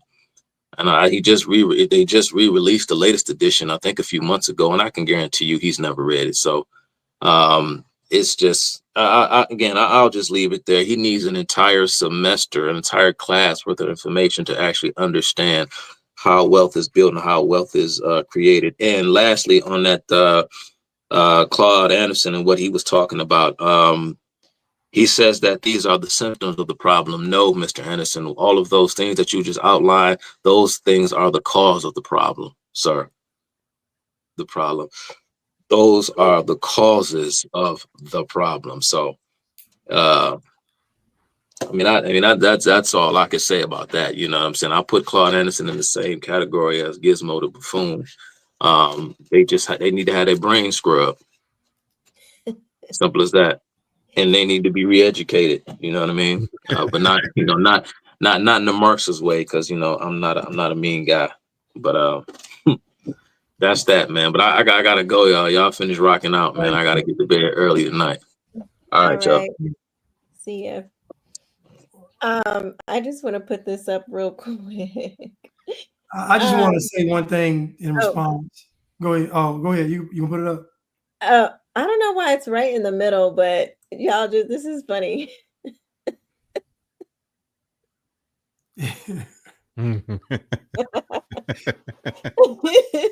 Got the hairdo and everything, right? Yes, that is what Blanche was talking about. Exactly. So I would like to ask Gizmo this question, and the other guy. And we need to do the super chats too when we get. Okay, Maxwell, Big Braille, and Gizmo. Name me one thing that Black people asked for in America and they didn't get it. Name me one thing that Black people said that we want this and America didn't give it to them. Name one thing. Ooh, everything that Black folks have asked for in America, the government gave it to them. Everything. So if Black folks wanted reparations, they would get it. The problem is they really don't want it, because they know if they get reparations, it takes away the steam of them complaining. So again, the reason why Black folks aren't getting reparated is because they don't want to. They don't want to. Black folks have complained. Black folks even got a George Floyd bill. Whatever Black folks ask for, they get it. That's been the history of America. They wanted freedom, they got it. They wanted civil rights, they got it. Everything Black folks asked for, they got it. So he said that they didn't give humanity, Blanche. Boy, you almost made me cuss. How the government gonna give you humanity? How can somebody give you humanity? Lord, you have a daughter that you're holding. That's like, who gonna give your daughter humanity? I thought that came from God. Humanity, huh? I said I thought that came from God. I thought humanity came from God. Yes. Like, what are you talking about? Humanity? That is, this is exactly what I was talking about in the beginning. Men, you looking to somebody, you want somebody else to give you humanity. You're living. You are alive. What are you talking about? You sound crazy. He said I took mine. He said he took his humanity. Boy, y'all gotta stop. This is ridiculous, sir. I am serious. Like I am serious. You need to really go before the Lord. Like if you are looking to something outside of yourself to give you and your children humanity, you are way lost. You're lost. You are, what you are actually saying is that you don't feel alive. You don't feel like you have life unless somebody, the government or some liberal, gives it to you. Have you lost your mind? You've lost it.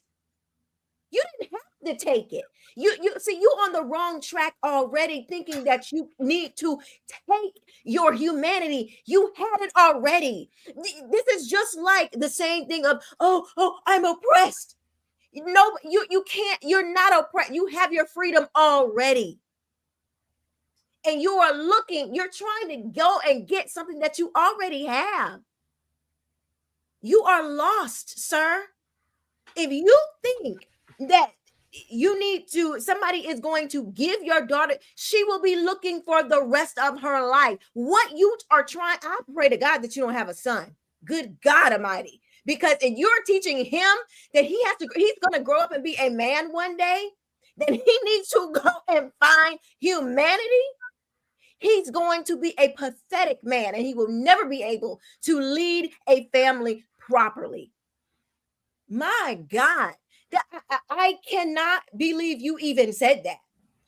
Like, did you just want to say, you wanted to have some kind of response? I pray to God that you were just trying to, say something that so you don't sound crazy. I pray to God that you really don't think that you need humanity when you are a living, breathing, capable, able man.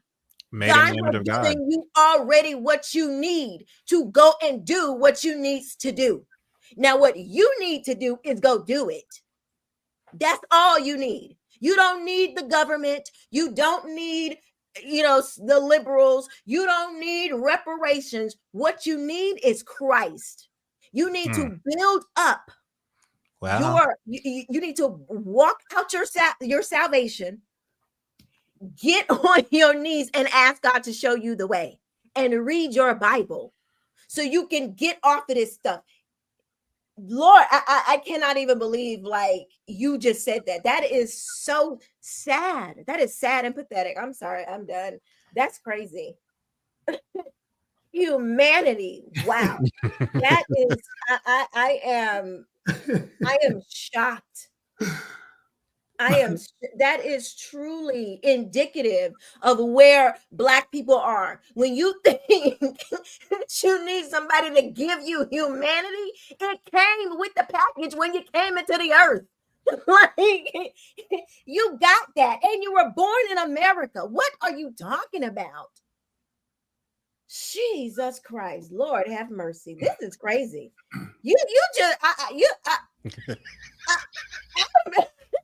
Like, oh my God, you really need to fall on your knee. You need to repent for that. You need to repent because you do not appreciate the gifts that God has given. You can't even see it. If you are walking around today and you don't think that you have humanity,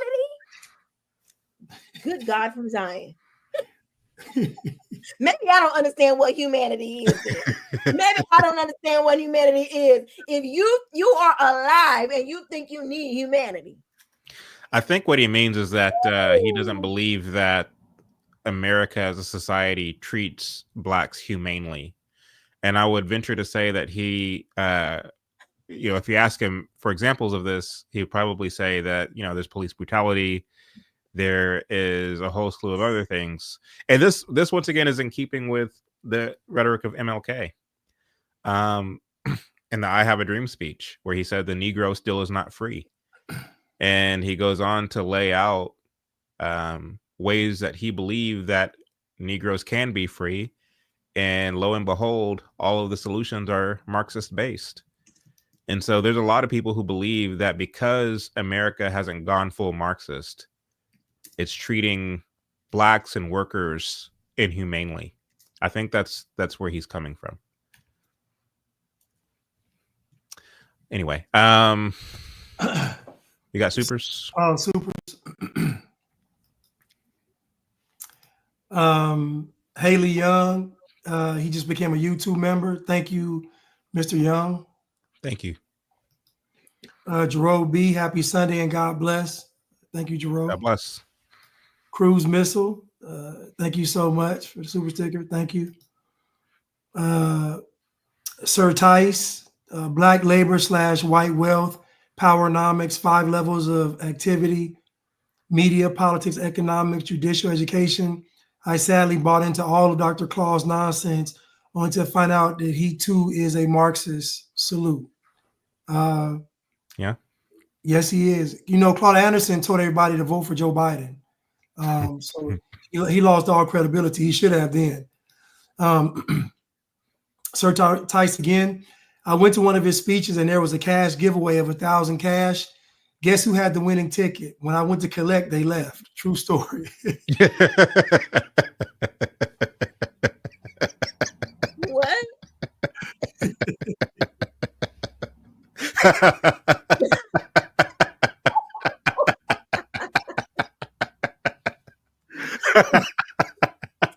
Scammers. They scamming people. Oh my God. Hey, Quisha, Claude got 15 books out, but when it came to that giveaway, he was going. Oh my goodness. He said, I told you to go get it from the government. Don't come looking Right. at me. I was giving it to you. Right. Right. Thank you, Sir Tice. Thank you. Jesus loves you. God bless the chat. Chuck, Quisha, Blanchard, Chad. Thank you. Thank you. Sean Myers, thanks for the stream. Thank you, Sean. Appreciate it. I am Lynn's, sowing a seed in a community that bears fruit. Love you guys. Thank you. Thank you. I am Lynn's. Thank you so much. Vic, gifted Chad, 5 memberships. Thank you, Vic. Thank you, Vic. Always coming through. CC7, good evening, good day, good Sunday. Thank you, CC777. Martin Towns.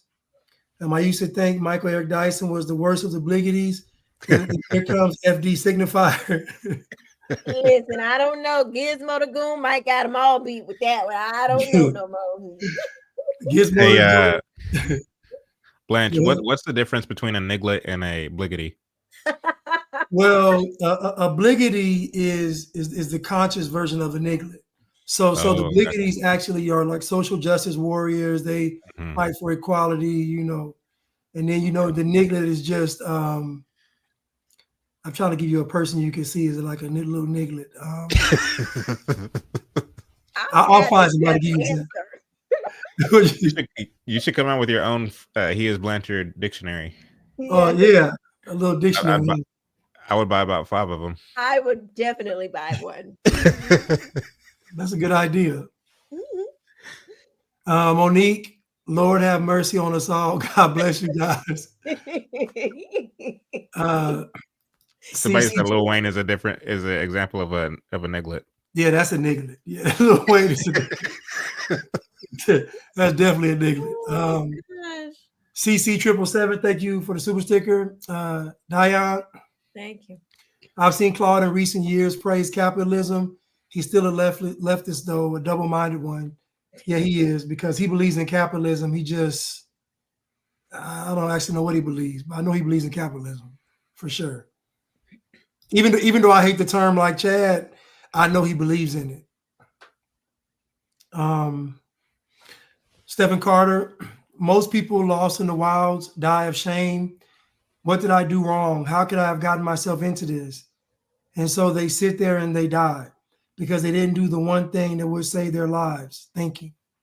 That's powerful. That's deep. Yeah. Say that again for the gizmos in the back. and you know what's crazy that he says that in his quote. You know, I watch those shows where people go hiking and do all these things and they end up dying. And that's usually like a lot of these people die like very close to something that can save them. You know what I mean? Like they usually die like a mile or two away from like some kind of center or something. Right. It's just funny that he said that. That's Najia true. Moore, super sticker, thank you so much. I'm sorry, Nadija Moore, thank you so much. Will Doc, thank you so much for the super sticker. Gizmo and the Goon, Black people got 2% of the wealth in America. You just talking. You clearly don't listen. I said I took mine single dad with no help. No, sir, that's called doing what you're supposed to do. You didn't take okay. you have a child, take care of it. I mean, you're supposed to do that. Like, you ain't no revolutionary for that. But thank you. I mean, maybe in the Black community, you know, when you when a Black dad sticks around, I mean, hey, I guess that it's like revolutionary. Okay. What other race of people did not have government assistance in America? This and answer. Oh, read this and answer, please. The irony of spelling read wrong. But what other race of people did not have government assistance in America? Read this and answer, please. What other? Well, that's a very Black people don't have government assistance. I think he's saying. I think he's saying that everybody had government assistance. Maybe. Yeah, that's what he's saying, and I take his point, and I mean, technically he is right. Like when you look at the welfare policies, they weren't exclusively for Blacks; they were for anyone who would fill out an application. And then two, when you look at policies that were pushed and passed as early as the 1890s, all across the 20th century, and even to this very day, you had basically cash and other policies being dished out to all sorts of people for all sorts of things. I think the difference, though, is once again the proletarianization of Black folks. You have this kind of decadence that Blacks began to embrace and continue to embrace to this very day.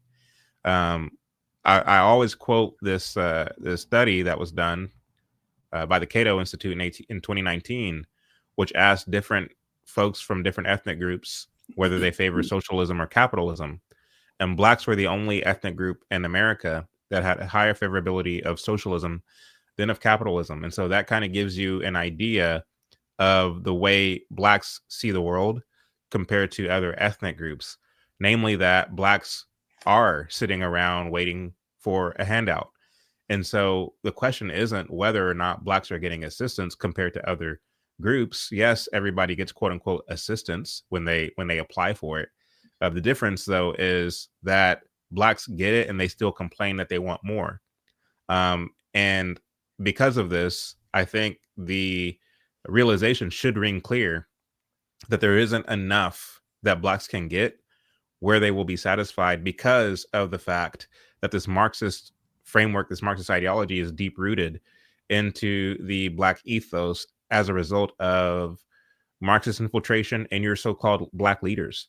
When it comes to W.E.B. Du Bois, when it comes to A. Philip Randolph, when it comes to Martin Luther King, when it comes to many of these Blackademics who are still around today, because once again you have, and maybe this isn't you, maybe this is, I don't know.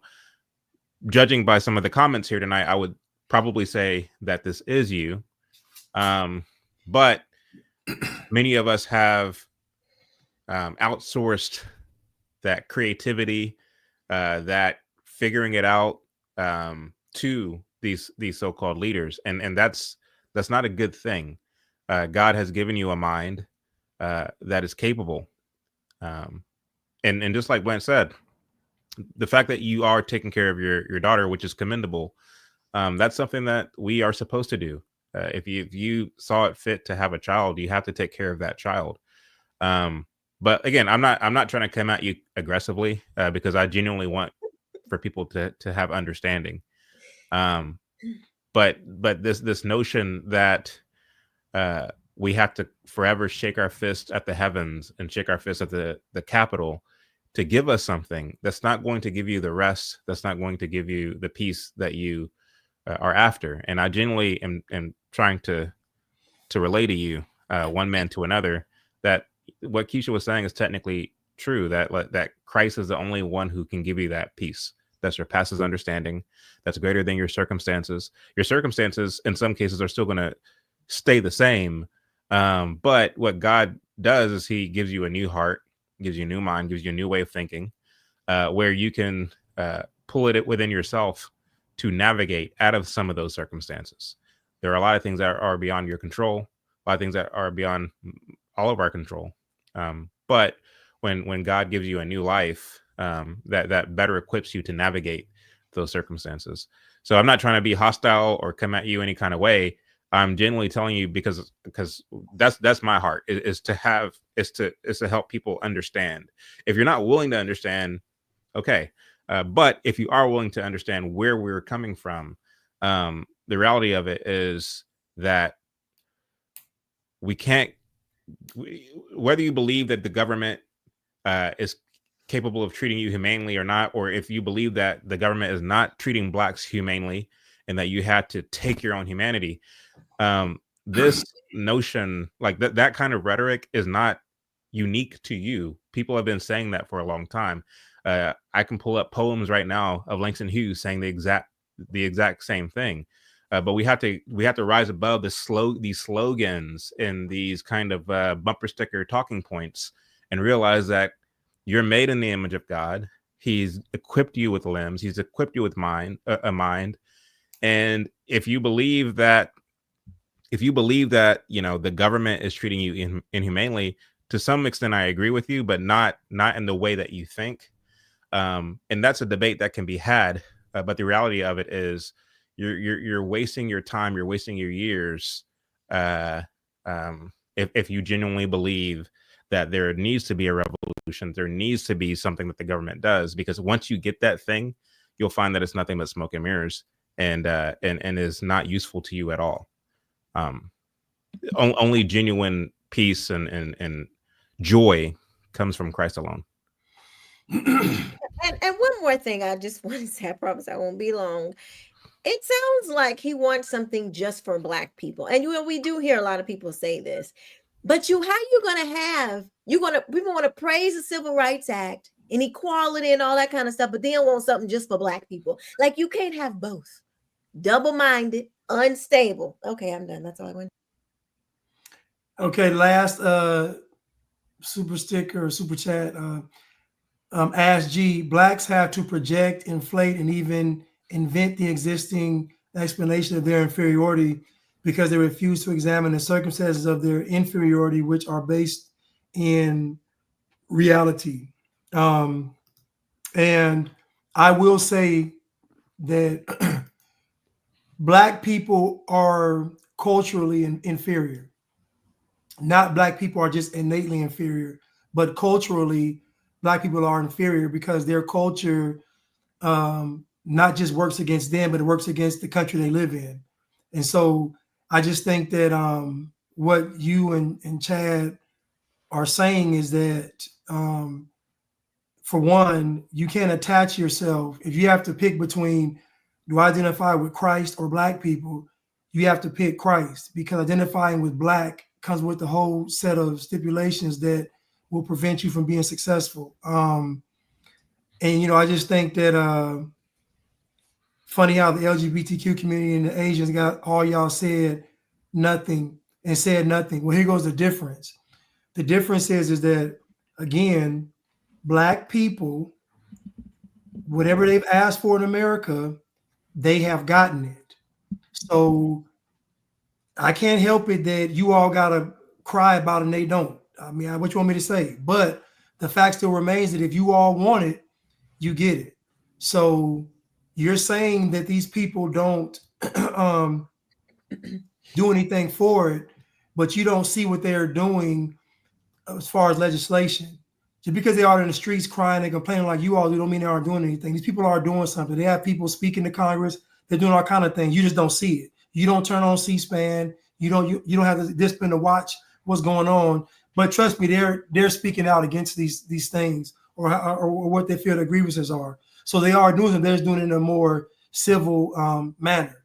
But again, you all get the exact same results, and you get free Nikes, you get free lace fronts, you get free TVs.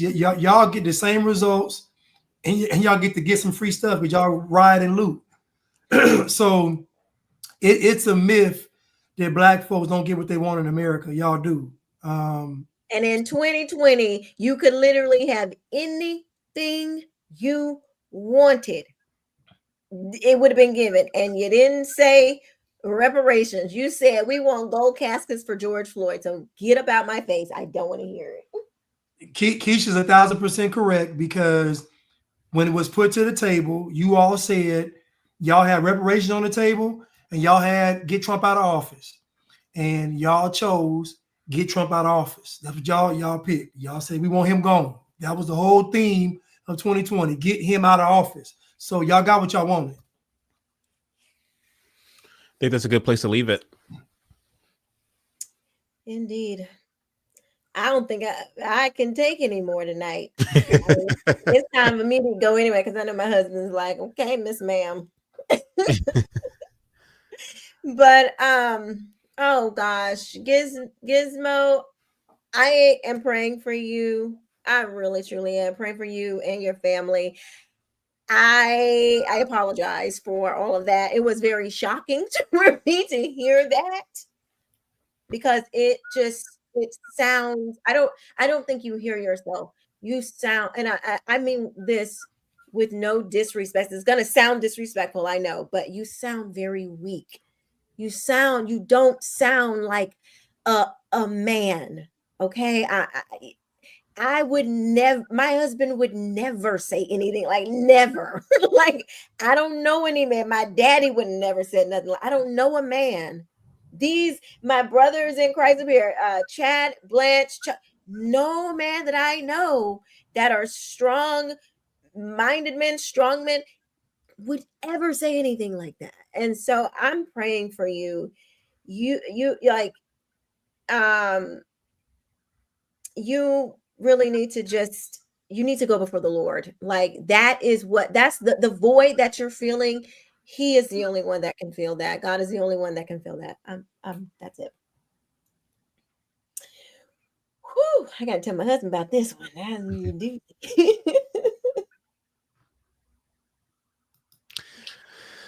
Oh, wait. Okay.